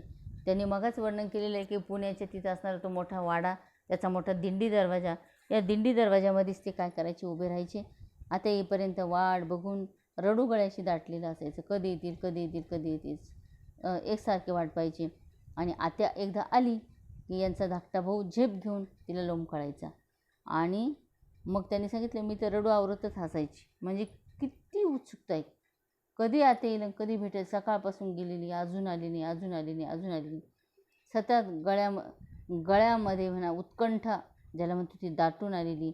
आणि जेव्हा ती आल्यावर रडू यायचे म्हणजे काय, आली बाबा एकदाचा, तो एक आनंद आहे, लक्षात घ्या. आणि लेखिकेचा भाऊ तर आत्याला लोंबकळायचाच, किती आनंद आहे. वाट पाहण्यात आनंद किती बघा, उत्सुकता किती, हुरहुर वाटत होती कधी येईल कधी येईल. सगळा शोष निपटून जायचा आत्या भेटल्यावर. वाट पाहिल्यानंतर, वाट पाहिल्यावर असं आणि आत्या आल्यानंतर मिळणारा आनंद म्हणजे आत्तापर्यंत जी मरगळ होती, आत्तापर्यंत जो कोरडेपणा आलेला होता, आत्तापर्यंत जो सुकवा आलेला होता, तो पूर्णपणे संपून जायचा. तिच्याजवळ घेण्यानं मग शांत वाटायचं बघा. वाट पाहत होते पण त्याचा फायदा काय झाला? आत्या आली, तिने जवळ घेतलं, आता एकदम शांतता पसरली. वाटेने काय दिलं? वाट पाहतानाचा अर्थ बघा, मनाला काय मिळालेली आहे? एक शांतता मिळालेली. तिला नोकरी करणं भाग होतं, कारण तिची परिस्थितीच तशी होती, तिच्यावरती वेळ तशी आलेली होती आणि यांचं पण वाट पाहणं अटळ होतं. असं आज हे समजणं, पण तेव्हा जीव नुसता फुटून जायचा. कसली कसली भीती वाटत राहायची. कारण पूर्वीच्या काळी असंच होतं, स्त्रियांना घराबाहेर पडणं, नोकरी करणं, रस्त्याने प्रचंड त्रास, घरी येणं, खूप समस्यांना बिचारीला तोंड द्यावं लागायचं. आज तसं विशेष काही वाटत नाही. म्हणून त्यांनी असं सांगितलं की तेव्हा मात्र आम्हाला खूप भीती वाटत असायची. जीव नुसता फुटून जायचा, प्रचंड दुःख व्हायचं, वेदना व्हायच्या. काय होईल काय नाही, घरी येईपर्यंत डोळे लागलेले असायचे. आता मी डोळे लागणे म्हणाले बघा, डोळे लागणे म्हणजेच काय? वाट पाहणे. अशा पद्धतीने लेखिका त्या आत्याची वाट पाहत असायची. त्यानंतर लेखिकेने अतिशय सुंदर उदाहरण दिलेले मुलाची वाट पाहणाऱ्या अंध आईचा कातर करणारा अनुभव सांगितलेला आहे. म्हणजे लेखिका म्हणते की अलीकडे एक सुरेख परदेशी सिनेमा लेखिकेने पाहिलेला आहे. तो चिनी सिनेमा आहे, पोस्टमन इन द माउंटन सिनेमाचं नाव. पहाडी प्रदेशामधला एक जुना पोस्टमन आजारी पडतो आणि म्हणून त्याच्या जागी त्याला मुलाने काम करावं असं ठरतं. मुलगा इच्छुक नसतो ते पोस्टमनचं काम करायला, कारण मला सांगा, पहाड, उंच उंच दऱ्या खोऱ्या, डोंगर पर्वत उतरून मग यायचं आणि गावागावांमध्ये काय करायचे ते पत्र वाटायचे. म्हणून त्याचा मुलगा काही इच्छा नव्हती त्याला ती काम करायची. परंतु वडील असल्यामुळे, त्याला पर्याय नसल्यामुळे शेवटी पत्रांचा तो ती थैली बोजा पाठीवर घेऊन वडिलांबरोबर कामाची माहिती करून घेण्यासाठी तो निघाला. त्यावेळेस वाहनांची पण सोय नव्हती. लहान लहान वाड्यांवर, लहान लहान वस्त्यांवर पायी चालत हिंडावं लागायचं आणि ते अवघडच काम होतं. एका वस्तीवर हे दोघं बापलेक आले. तिथे एक झोपडी, त्या झोपडीमध्ये एक अंध म्हातारी बसलेली होती. पोस्टमन आलं की तिला बरोबर समजायचं. ती आनंदून जायची. पोस्टमन तिला हातात एक पत्र द्यायचा. ती असं हाताने म्हणजे त्या कागदाला असा स्पर्श करायची. तिला आनंद व्हायचा. पण ती अंध असल्यामुळे ती पोस्टमनला सांगायची, अरे बाबा तूच वाचून दाखव बरं. म्हणून तो पोस्टमन जेव्हा वाचून दाखवायला लागायचा त्यावेळेस मात्र जणू काही खरं म्हणजे म्हातारीच्या मुलाने तिला पाठवलेलं ते पत्र असतं असं पोस्टमनने दाखवलेलं आहे, पण प्रत्यक्षामध्ये मात्र त्या मुलाने ते पाठवलेलं पत्र नसायचं. पण पोस्टमन नाटक करायचा आणि जणू काही तिच्या मुलाने तिला पत्र पाठवलेलं आहे असं सांगून आणि तो मनाने काहीतरी बाबी त्या पत्रातून वाचतोय असं दाखवून आणि सांगायचा. आणि जेव्हा तो वाचायचा ना, तेव्हा हे सगळं ऐकताना म्हातारीच्या तोंडावर खूप समाधान पसरलेलं असायचं. म्हणजे म्हातारी कशाची वाट पाहायची हो? मुलाच्या पत्राची. मुलगा तर प्रत्यक्ष काय भेटायला येऊ शकला नाही, पण मुलाच्या पत्राची ती वाट पाहिजे. मुलगा जेव्हा पुढे होतो तेव्हा त्याला असं दिसतं की अरे बापाच्या हातामध्ये तर, म्हणजे पोस्टमनचा मुलगा तो त्याच्याबरोबरच आलेला असतो, तर आपले वडील काय वाचता, इथं पत्र तर नाही, नुसता कोरा कागद आहे आणि काही लिहिलेलं नाही. म्हातारी मात्र त्याच्या बापाला पुन्हा पुन्हा धन्यवाद देते. अरे बाबा बरं झालं, तुझ्यासारखा पोस्टमन मला पत्र वाचून तरी दाखवते, म्हणून त्याला आशीर्वाद देते. तिथून लांब आल्यावर मुलाला बापसच सांगतो. मुलगाही विचारत असेल, आता त्या आजीबाईंसमोर नाही विचारलं, पण विचारलं असेल, ती कागद तर कोरा होता, तुम्ही मात्र वाचून दाखवलं, ते कुठं पत्र होतं बाबा? त्यावेळेस त्यांनी सांगितलं की ती म्हातारी आपल्या दूर गेलेल्या मुलाची रोज वाट पाहते, त्याच्या पत्राची, त्याच्या येण्याची. तिचा मुलगा कधीच तिला पत्र लिहित नाही, तिची कधी चौकशी करत नाही, पण तिचं वाट पाहणं पोस्टमनला मात्र सहन होत नाही. आणि म्हणून त्या म्हातारीला आनंद वाटावा म्हणून दरवेळी तो पोस्टमन मनाचंच कोरं पत्र वाचत आलेला असतो आणि म्हातारीचे शेवटचे दिवस असल्यामुळे समाधानात जावे अशी इच्छा माझी आहे असं ते वडील त्या मुलाला सांगत असतात. म्हणून तिचे बिचारीचे दिवसही सुखात जातात. आता त्याच्या तरुण मुलानं त्याची जागा घेताना हेच नाटक पुढे चालवायचं आहे. बघा मित्रांनो, संस्कार कसे करायचे असतात. खरं म्हणजे पोस्टमन काका आजारी पडले आणि त्यांच्या मुलाला फक्त अरे बाबा आता मी आजारी आहे, माझं काम तुला करायचं आहे, तो नाखुश असून जेव्हा तरी पण बरोबर यावं लागतं, पर्याय नाही तिथं. आणि जेव्हा आजीचा हा प्रसंग घडतो का मुलाचं पत्रच नाही आलेलं? मुलाचं पत्र नाही आलं, पण आलं असं नाटक करून आणि पोस्टमन वाचून दाखवतो. हा पण एक आपल्या पोस्टमनने त्याच्या मुलावर केलेला एक संस्कार आहे की तुलासुद्धा असंच करायचं आहे. ही नोकरी जेव्हा तू करणार आहे त्यावेळेस मात्र तू असे ज्यांना गरज आहे अशा गरजू लोकांना त्यांच्या भावनिक आधार देण्याचं काम आपल्याला करायचं आहे. अशी एक बाब त्या ठिकाणी त्या पोस्टमनला आपल्या मुलाला सांगायची. शहरगावी राहणाऱ्या मुलांची पत्र हाच म्हातारीच्या जगण्याचा आधार आहे हे ओळखलं होतं त्या प्रौढ समंजस पोस्टमनने. तो नुसता पत्र पोहोचवणारा सरकारी नोकर नव्हता, तो माणूस होता, एक भला माणूस होता. मित्रांनो, आजच्या कालखंडात खरंच माणुसकी संपत चाललेली. माणूस माणसाला मदतीचा हात देण्यासाठी थोडा मागे परतत आहे. पण ज्याला गरज असेल ना त्याला माणुसकीचा हात द्या. जो अंध आहे त्याला समजा रोड क्रॉस करायचं आहे, क्रॉस करून द्या. एखाद्याला औषधं पाणी पाहिजे आहे त्याला नेऊन द्या. औषधं पाणी घ्यायची आहे त्याला द्या. आपल्या घरात आजी आजोबा आई वडील असतील त्यांनी काही गोष्ट आपल्याकडे मागितली ती द्या. त्यांची सेवा करा. हे फार मोठं काम आहे, पुण्याचं काम आहे, खूप चांगलं काम आहे. परंतु आज ह्या युगामध्ये आपण त्याच्यापासून थोडं दूर चाललेलं आहे. म्हणून या ठिकाणी हा एक भाग तुम्ही लक्षात घ्या, जाणून घ्या. मोठा माणूस कोणाला म्हणतात, भला माणूस कोणाला म्हणतात, ज्याच्याकडं माणुसकी असते त्याला. मोठा माणूस कोणाला म्हणतात तर आता आपण पाहिलेलं आहे की बघा, बाबा आमटेंचं उदाहरण घ्या. बाबा आमटे त्यांचे मुलं प्रकाश आमटे, विकास आमटे किती सेवा केली कुष्ठरोग्यांची. आजही त्यांची कामं चालूच आहेत. अनेक उदाहरणं आहेत. ज्या लोकांनी समाजसेवेसाठी समाजसेवा केली म्हणजे स्वतःचं पूर्ण आयुष्य दुसऱ्यांच्या सेवेसाठी वाहून घेतलेलं आहे. ही सगळी माणसं मोठी आहे. हा माणूसपणा त्याच्या वडिलांनी दाखवून दिलेला आहे. आपल्या तरुण मुलाला तो केवळ पहाडातला वाटा आणि खेडीच दाखवत नाही, तर त्याने माणसं पण दाखवलेली आहे. माणसांपर्यंत पोहोचवण्याचे पूल दाखवलेले आहे. आता नदी आहे त्याच्यावर पूलच नाही, आपल्याला इकडून तिकडं जायचं आहे. पूल नसेल तर जाता येणार नाही. म्हणजे काय, हे टोक ते टोक जोडायचं असेल तर मध्ये पुलाची गरज आहे. तशा पद्धतीने त्याचे वडील त्या मुलाला हे शिकवत आहेत की माणसं जोडली पाहिजे, दुःखात आपण त्यांची काळजी घेतली पाहिजे. बरोबर. म्हातारीचं वाट पाहणं, सुखाचं करण्याची रीत त्यानं मुलाला समजावली. म्हणजे दुःखी असेल त्याला सुखी कसं करायचं याची रीत, याची पद्धत वडिलांनी समजावून सांगितली. वाट पाहणं ही गोष्ट एरवी सुखाची थोडीच असते का हो? तर दुःख असतं, काळजी असते, भीती असते, अस्वस्थता असते, तडफड असते. आता समजा तिकडे युद्धामध्ये देश गुंतलेला आहे आणि एखाद्या माऊलीचा मुलगा त्या सीमेवर लढत आहे आणि ती नेहमी वाट पाहते. कशाची माहिती का? कधी एकदाचं काय संपेल, युद्ध संपेल. अजून कोणती वाट बघते? माझा मुलगा घरी येईल. म्हणजे तिच्या त्या दोन्ही गोष्टी वाट पाहण्यामध्ये अर्थ वेगळा आहे.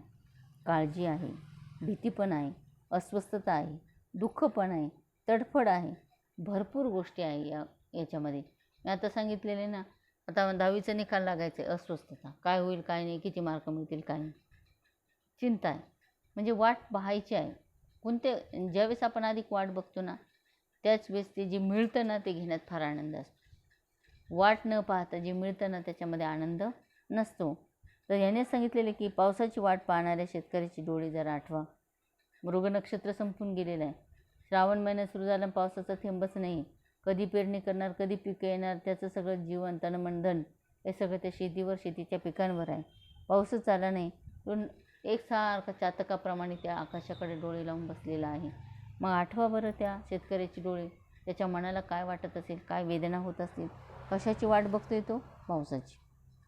किंवा सतत जे वारकरी आहेत ते विठ्ठलाच्या भेटीची ओढ ज्यांना लागलेली आहे किंवा जे संत होते, संत ज्ञानेश्वर असू द्या, तुकाराम, एकनाथ, गोरोबा काका असू द्या, बंकोबा असू द्या, सावतव्वा असू द्या, या सगळ्यांनी विठ्ठलाच्या प्रियतेवर, विठ्ठलाचे ते भक्त होते त्यामुळे विठ्ठल मला भेटावा यासाठी इतके आतुर झालेले होते ना.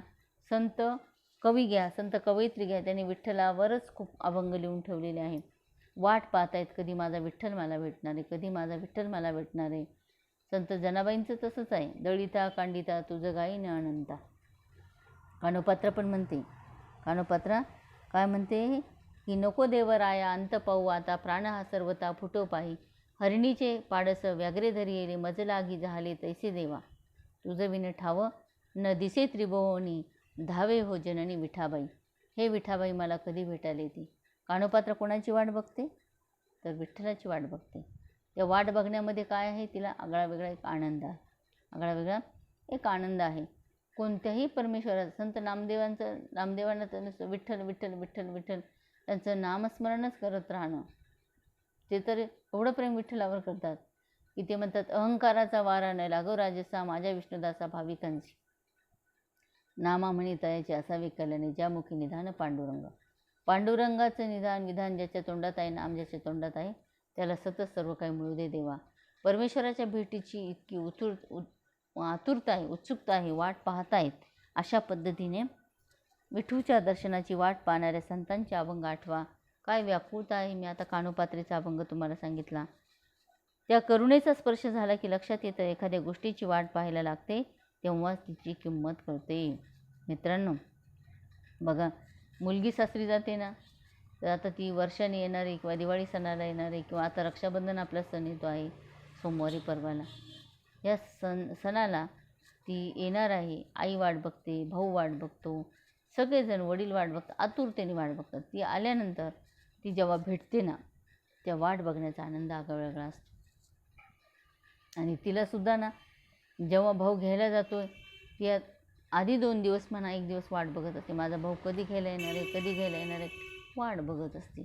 जेव्हा तो भाऊ किंवा वडील घ्यायला जातात ना, तर त्यावेळेस घेण्याला जाण्याचा, तिच्या वाट बघण्याचा जो काय आनंद आहे ना, तो वडील किंवा भाऊ तिला तिथे भेटल्यानंतर मिळतो.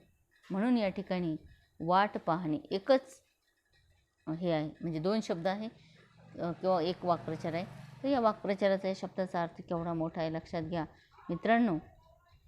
एखाद्या गोष्टीची वाट पाहायला लागते ना, तेव्हा खऱ्या अर्थाने त्याची किंमत कळत जाते. कित्येक मोलाच्या गोष्टी सहज मिळाल्या तर त्याचं मोलच आपल्या लक्षात येत नाही. वाटच पाहिजे नाही. समजा तुम्ही म्हटलं, पप्पा मला गाडी घेऊन द्या, बाबा मला गाडी आणली, गाडी, बाबा मला मोबाईल पाहिजे, कोणता पाहिजे सांगितलं तुम्ही नाव, ॲपल वगैरे, काय किती हजाराचा काय काय विचार न करता मिळाला, त्याला काय किंमत मिळेल. खूप दिवसापासून तुम्ही म्हणता ते मोबाईल पाहिजे मोबाईल पाहिजे मोबाईल पाहिजे, मिळतच नाही. आता योगायोगाने तुम्हाला आमचं हे शिक्षणच आम्ही ऑनलाईन देतो आहे, त्याच्यासाठी अँड्रॉईड मोबाईलची गरज आहे. पालक आम्हाला फोन करतात, का हो हा तर फार हट्ट धरून बसला आहे, काय करावं, खूप दिवसाचा मागं लागला आहे, मला मोबाईल पाहिजे मोबाईल पाहिजे. मग आम्ही म्हणतो, तुमच्याकडं आहे तर तो पण तो मोबाईल वापरू शकतो. ते म्हणतात, नाही ना, तो ऐकत नाही, कारण आमच्या घरामध्ये दोघं जण आहेत, एक 9वीला एक 10वीला, दोघांचा अभ्यास चालू, काय करायचं. म्हटलं काही नाही, आम्ही नाहीतरी व्हिडिओ तयार करून पाठवतो आहे, ऑडिओ क्लिप्स पाठवत आहे, तुम्हाला जेव्हा वाटेल, एकाला दुपारपर्यंतचा टाईम द्या, एकाला दुपारनंतरचं द्या, वापरू द्या. तरी त्या मुलांना तो मोबाईल मिळत नाही, वाट बघताय. आणि एखाद्या दिवस अचानक जर बाबा म्हणाले, बरं चला आता जाऊ दे, तू 10वीला आहे ना, तुला मोबाईल घेऊन देतो, किती आनंद होईल हो त्याला. वाट पाहिली म्हणून, बरं का, वाट पाहणे म्हणून. लगेचच मिळालं त्याचा आनंद नाही, पण एवढ्या वेळेचं तू म्हणत आहे मला पाहिजे, तेव्हा आत्ता दिला म्हणजे त्याला तो काय असणार आहे, एक वेगळ्या प्रकारचा आनंद मिळणार आहे. म्हणून मित्रांनो, कित्येक मोलाच्या गोष्टी सहज मिळाल्या तर त्याचे मोल आपल्या लक्षात येत नाही. वाट पाहताना आपण संयम शिकतो. आता मी जे उदाहरण दिलं ना, बाबा म्हणाले थांब बाबा, गरज धकते, जाऊ दे, पण नंतर तुम्ही संयमी आहात म्हणून थांबलात, संयमी आहे म्हणून तुम्ही थांबलात. द्या बाबा, बरं तुम्हाला जेव्हा पैसे येतील, वेळ मिळेल तेव्हा द्या. संयम शिकवतो, धीर धरायला शिकवतो, एखाद्या गोष्टीवर विश्वास घट्ट करायला शिकवतो. ठीक आहे, मिळणार आहे, विश्वास ठेव, मिळणार आहे. म्हणजे काय, तर एखाद्या गोष्टीवर विश्वास ठेव, श्रद्धा डोळस आणि पक्की होत जाते, आपला ध्यास वाढत जातो. वाट पाहत असल्यामुळे आपला ध्यास वाढत जातो. हे सगळं एका वाट पाहण्याची गोष्ट करताना सहज लेखिकेच्या मनात येतं आणि वाटतं की जे हवं ते सहज कधीच हाती येऊ नये. आणि खरोखर मित्रांनो, हे सत्य आहे. जे हवं आहे ना, ते लगेच जर मिळालं तर त्याचं महत्त्व कळत नाही. आता समजा तुम्ही शिक्षण घेतात आणि तुम्हाला असं वाटतं की आता माझं आता ग्रॅज्युएशन पूर्ण झालेलं आहे आणि मला लगेच नोकरी मिळावी, लगेच मिळाली ना, तिचं मोल नाही कळणार. समजा तुम्ही 6 महिने रखडलात, 7 महिने, 1 वर्ष गेलं, बापरे नोकरीच मिळत नाही. मग तुम्ही काय करणार, ती नोकरी मिळाली, नोकरीची वाट पाहू राहिली, बरं, नोकरी मिळाली ना, ती तुम्हाला 10,000ची 15,000ची असतील, कामही खूप असेल, 8 तास नाही, 10 तास 12 तास, तरी तुम्ही म्हणता नाही बाबा 1 वर्ष वाया गेलं, वाट पाहिली, नोकरी मिळाली नाही, आत्ता नोकरी मिळाली, आता ही टिकून ठेवावी लागेल, मन लावून काम करावं लागेल. नाहीतर तुमचं समजा ते डिग्री पूर्ण झाली आणि लगेच नोकरी हातात पडली, वाटच पाहिली नाही, आणि तुम्हाला समजा 15,000 पगार आहे, तुम्ही काय म्हणणार? 15,000 काय होतं, मी देतो ही नोकरी सोडून, बघल मला चांगल्या पगाराची नोकरी पाहिजे. आणि मग तुम्हाला ती नोकरी मिळतच नाही. त्याच्यामुळे तुम्ही नंतर वाट पाहाल, मग दुसरी नोकरी मिळेल तेव्हा तुम्हाला याची किंमत कळेल. पण लगेचच जेव्हा तुम्हाला ती मिळते ना, त्यावेळेस त्याची किंमत कळत नाही. म्हणून लेखिकेला हेच सांगायचं आहे, थोडी वाट पाहायला लागलीच पाहिजे, थोडी तडफड भोगायला लागलीच पाहिजे, तरच खरी सुखाची चव कळते. आता समजा मी एक उदाहरण सांगते. तुम्हाला भूक लागली, आईला म्हटलं मला भूक लागली दे बरं, आणि आईने लगेच काय केलं, बरं ठीक आहे बाबा घे पंचपक्वान्न घे, खाऊन खाल्लं. तुम्हाला वाट पाहायला लागलीच नाही ना, त्याच्यामुळे तुम्हाला त्याची चवही कळणार नाही. पंचपक्वान्न म्हणाले मी, पण आई शेतात काम करते, घरातल्या टोपल्यामध्ये भांड्यात भाजी नाही, भाकरी नाही, काहीच नाही, आणि भूक तर खूप लागली. तुम्ही आले म्हणाले आई खूप भूक लागली, खूप भूक लागली, काय करू काय करू? आई म्हणे अरे बाबा आता काय बरोबर काही पण दे. जेव्हा ती तुम्हाला भाकरी आणि चटणी जरी वाढेल ना, चवीने खाल. वाट पाहत आहे कशाची? स्वयंपाक तयार होतो आहे, कधी होईल आणि कधी मिळेल. लगेच ताट वाढलेलं काही किंमत नाही.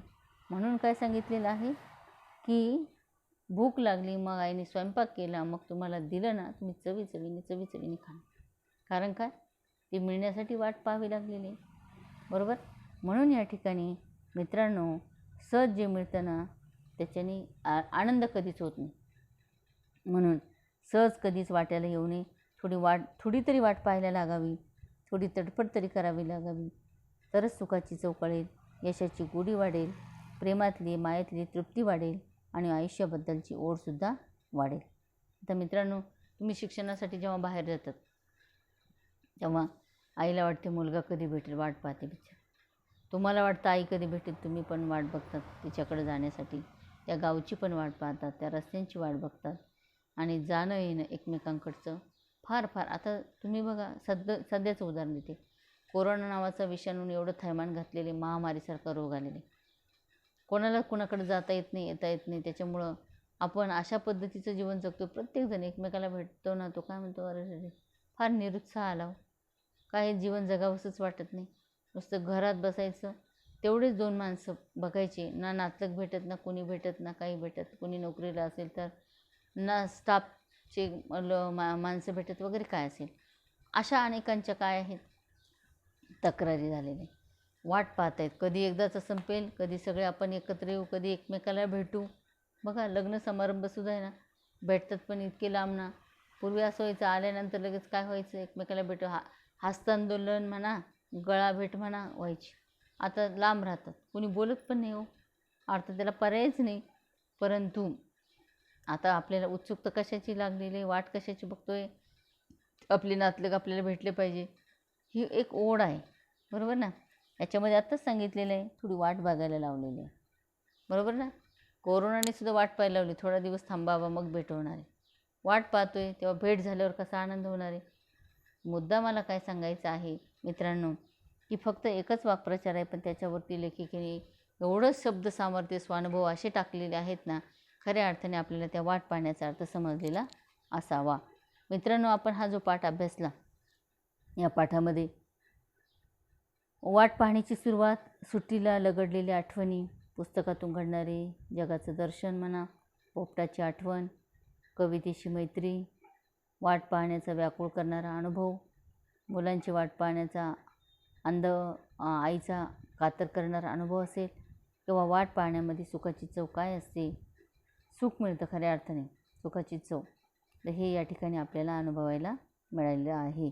मी मग जी कविता सांगितली ना, 1 वर्ष झालं बिचारीला माहेरी जाता आलं नाही, मग ती वाट बघते आई कधी भेटेल वगैरे, बरोबर.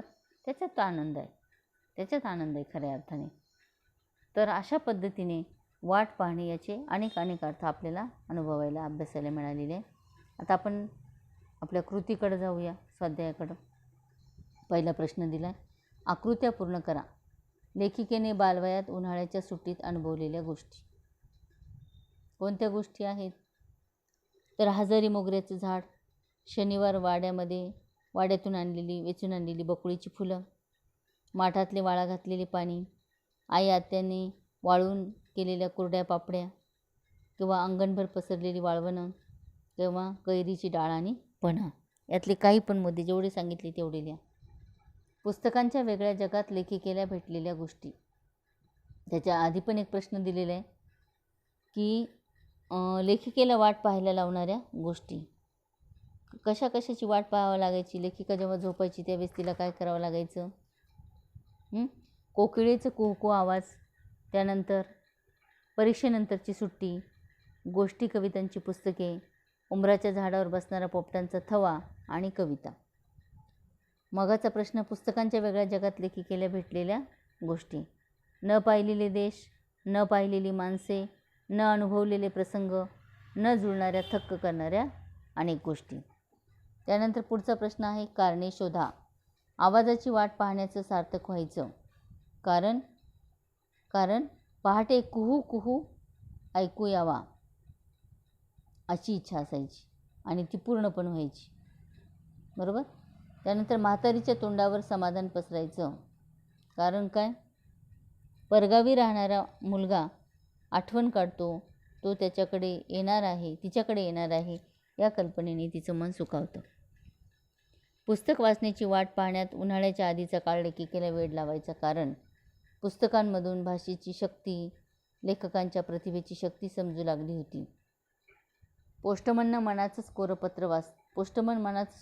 कोरपत्र वाचतो कारण म्हातारीला पुत्रभेटीचा आनंद मिळावा म्हणून आणि तिचे शेवटचे दिवस समाधानात जावे अशी पोस्टमनची इच्छा असल्यामुळे.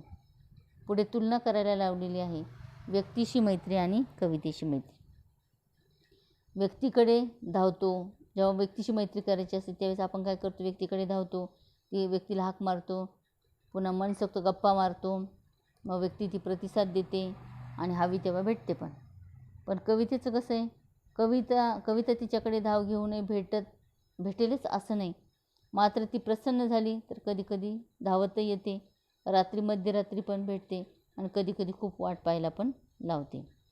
त्यानंतर पुढचा प्रश्न आहे वाट पाहणे या प्रक्रियेबद्दल पुढील मुद्द्यांना अनुसरून लेखिकेचे मत लिहून तक्ता पूर्ण करा.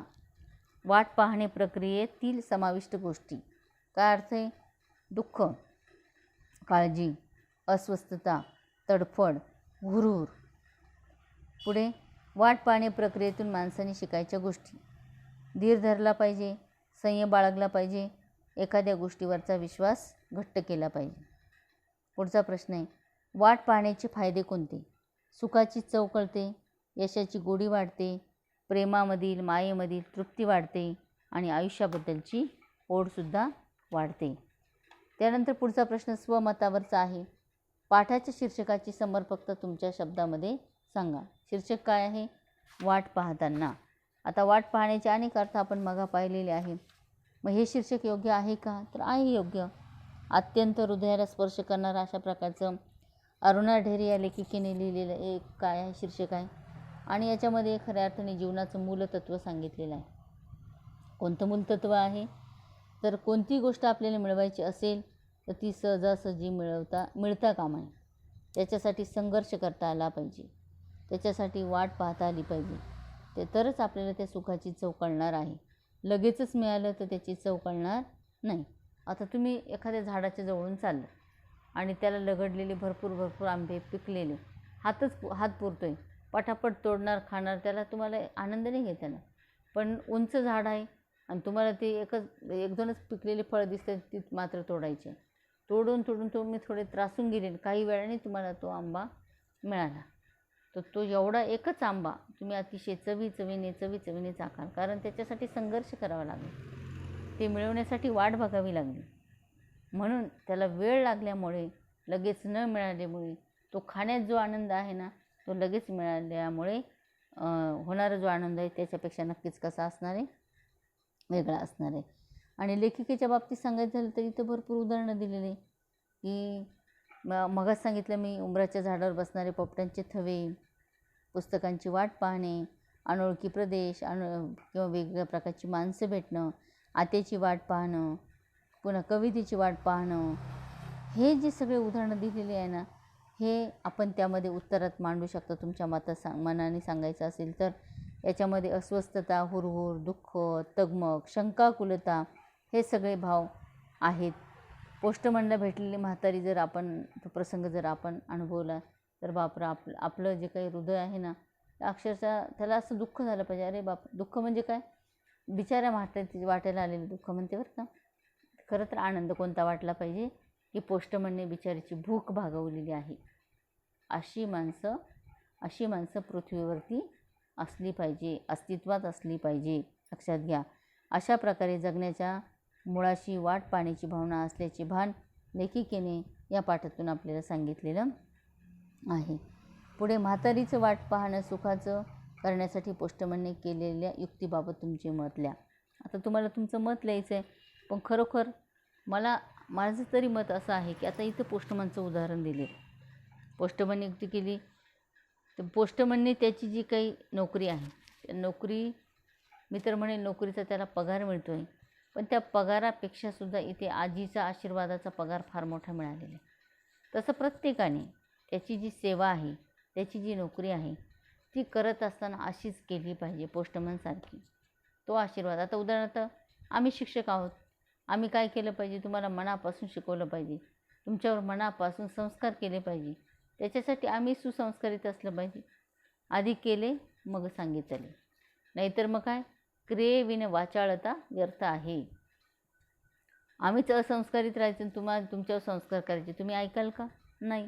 आमचा पूर्ण वेळ हा तुमच्या हितासाठी, तुमच्या लाभासाठी, तुम्हाला काहीतरी मिळण्यासाठी गेला पाहिजे. तुम्हाला ज्याला आपण म्हणूया की स्वावलंबी बनण्यासाठी काहीतरी केलं पाहिजे. अशा पद्धतीने मी एक छोटीशी गोष्ट ऐकली मित्रांनो. एकदा एक शिक्षक बसने प्रवास करत होते आणि बसने प्रवास करत असताना त्यांनी पैसे दिले, तिकीट काढलं आणि त्यांच्याकडे 10 रुपये जादा आले. 10 रुपये त्यांच्याकडे जादा आले. त्यांना असं वाटत होतं कंडक्टर आता मागे आला की त्याचे पैसे परत देऊन टाक. कंडक्टर मागेच नाही आला. मग बराच वेळ गेला. त्यांना मनात यायचं द्यावे की असं म्हणता त्यांचं गाव आलं.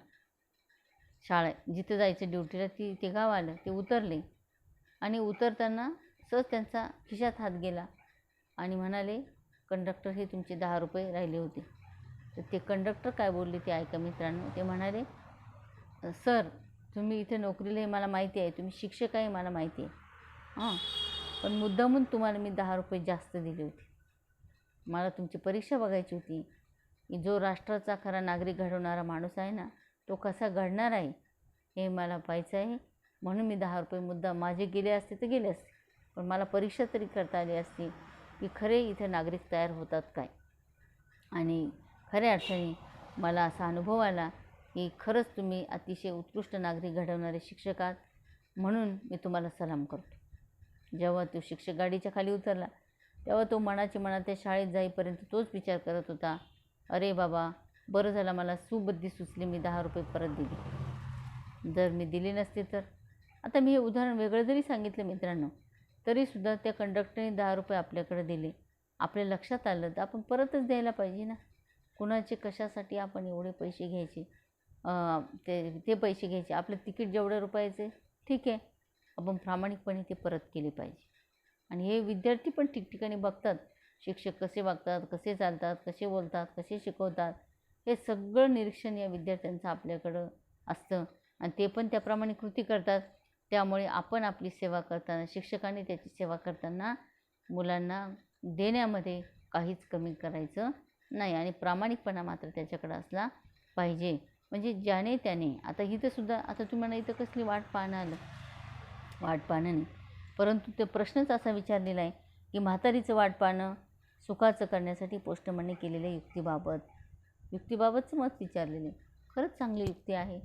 तसं ज्याला ज्या वेळेस गरज वाटेल ना त्यावेळेस आपण मदतीचा हात दिला पाहिजे, पुढे केला पाहिजे मदतीचा हात. मग मी सांगितलं ना, प्रीतम नावाचा जो मुलगा आहे त्या मुलाला त्याच्या बाईंनीच काय केलं हो, मदत केली. आणि नंतर तो पुढे मोठा झाल्यावर, खूप मोठ्या नोकरीला लागल्यानंतर तो बाईंकडे आले, बाईंचा आशीर्वाद घेतला, स्वतःच्या लग्नालासुद्धा त्याने बोलवलं होतं. प्रीतम नावाचा 9वीचा माधुरी शानबाग यांचा जो पाठ आहे त्या पाठामधून आपल्याला ते दर्शन घडतं आहे. पुढचा प्रश्न आहे, वाट पाहणे एरवी सुखाची गोष्ट नसली तरी अनेक गोष्टींचे मोल जाणवून देणारी आहे. या विधानाची सत्यता पटवून द्या. आता मी पाठ शिकवताना जेवढी उदाहरणं सांगितली ना, ती सगळी उदाहरणं याला लागू आहेत. बरोबर? म्हणजे काय, तर आपण काही गोष्टींची वाट पाहत असलो ना, तरच आपल्याला त्याचं मोल कळतं. मी मग तुम्हाला मोबाईलचं उदाहरण दिलं बघा. लगेच न मिळाल्यामुळे तुम्हाला खूप दिवसांनी तो बाबांनी घेऊन दिला, वाट पाहावी लागली म्हणून मोबाईलमध्ये तुम्हाला आनंद आहे. बरोबर? काही मुलांना बिचाऱ्यांना पुस्तकसुद्धा घेता येत नाही विकत. मग ते वाट पाहतात, खूप दिवसानंतर ते पुस्तक मिळालं ना, त्याच्यातून ते मन लावून अभ्यास करतात की अरे बापरे, मला असं मोठं व्हायचं आहे की मला जशा कष्टाला सामोरं जावं लागलं ना, तसं माझ्या पुढच्या पिढीला कष्टाला सामोरं जावं लागू नये म्हणून तो खूप कष्ट घेतो, अभ्यास करतो, संघर्ष करतो आणि अनेक गोष्टींची त्याला वाट पाहावी लागते. म्हणजे ही सगळी उदाहरणं तुम्ही त्यामध्ये द्यायची आहे. चटकन मिळाली तर तिचा आनंद आपल्याला मिळत नाही. त्याच्यामुळे आपल्याला काय करावं लागलं पाहिजे, वाट बघावी लागली पाहिजे. आता भाषा सौंदर्य दिलेले बघा. मराठी भाषेतील शब्द सामर्थ्य शब्दातीत आहे. वाट या एका शब्दाचा वापर विविध अर्थांनी करून एक अर्थपूर्ण मनोगत तयार झालेले आहे. नमस्कार. तू वाट दाखवणार म्हणून काल तुझ्या पत्राची वाट पाहत होतो, त्या वाटेने पत्र आलेच नाही. आता बघा, तू वाट दाखवणार म्हणजे काय, अरे तू पत्राद्वारे मला माहिती सांगणार होता की अरे आता 10वी झाल्यानंतर नेमकं तुला पुढे कुठे जायचं आहे, पण तू वाट दाखवणार नाही, पण पत्रच आलं नाही. तुझ्या पत्राची मी वाट पाहत होतो म्हणजे प्रतीक्षा करत होतो, पण त्या वाटेने पत्रच आलं नाही. म्हणजे तू तू ज्या पद्धतीने मला मार्गदर्शन करणार होता ना, ते मला मिळालंच नाही. नेहमी त्या वाटेवरून धावणारी पोस्टमन दादाची सायकलही त्या दिवशी पाहिली नाही. नेहमी ज्या वाटेने पत्र येतं, म्हणजे पोस्टमन ज्या वाटेने घेऊन येतो ना, त्या दिवशी पोस्टमनच आला नाही. शेवटी सगळा दिवस वाट पाहण्यात गेला, म्हणजे काय, प्रतीक्षा करण्यात गेला. साऱ्या दिवसाचीच वाट लागली म्हणजे सर्व दिवस वाया गेला. वाट लागलीचा इथं अर्थ काय झाला, वाया गेला. आणि मी माझ्या घरच्या वाटेने माघारी फिरलो. आता इथं खरा रस्ता, वाट म्हणजे रस्ता. मनात आले आपणच पत्राचीच वाट पाहत होतो, म्हणजे आशा होती. वाट पाहणे म्हणजे आशा निर्माण होणे. आता कशाचीच वाट पाहू नये, निराशा. आपणच आपली वाट निर्माण करावी, जगण्याची दिशा किंवा मार्ग. जी वाट नवनिर्मितीची ठरेल, म्हणजे दिशादर्शकता. म्हणजे हे छोटंसं जे मनोगत दिलेलं आहे, याच्यामध्ये काय झालेलं आहे, प्रत्येक वाट पाहण्याचे अर्थ वेगवेगळे आलेले आहे. याचं भाषिक सामर्थ्य जाणून घ्या आणि एका शब्दाचे वेगवेगळ्या संदर्भात वेगवेगळे अर्थ असणारे इतर काही शब्द वापरून तुम्हालासुद्धा असं काही मनोगत लिहिता येऊ शकतं. तर तुम्ही त्याचा नक्कीच काय केला पाहिजे, प्रयत्न केला पाहिजे.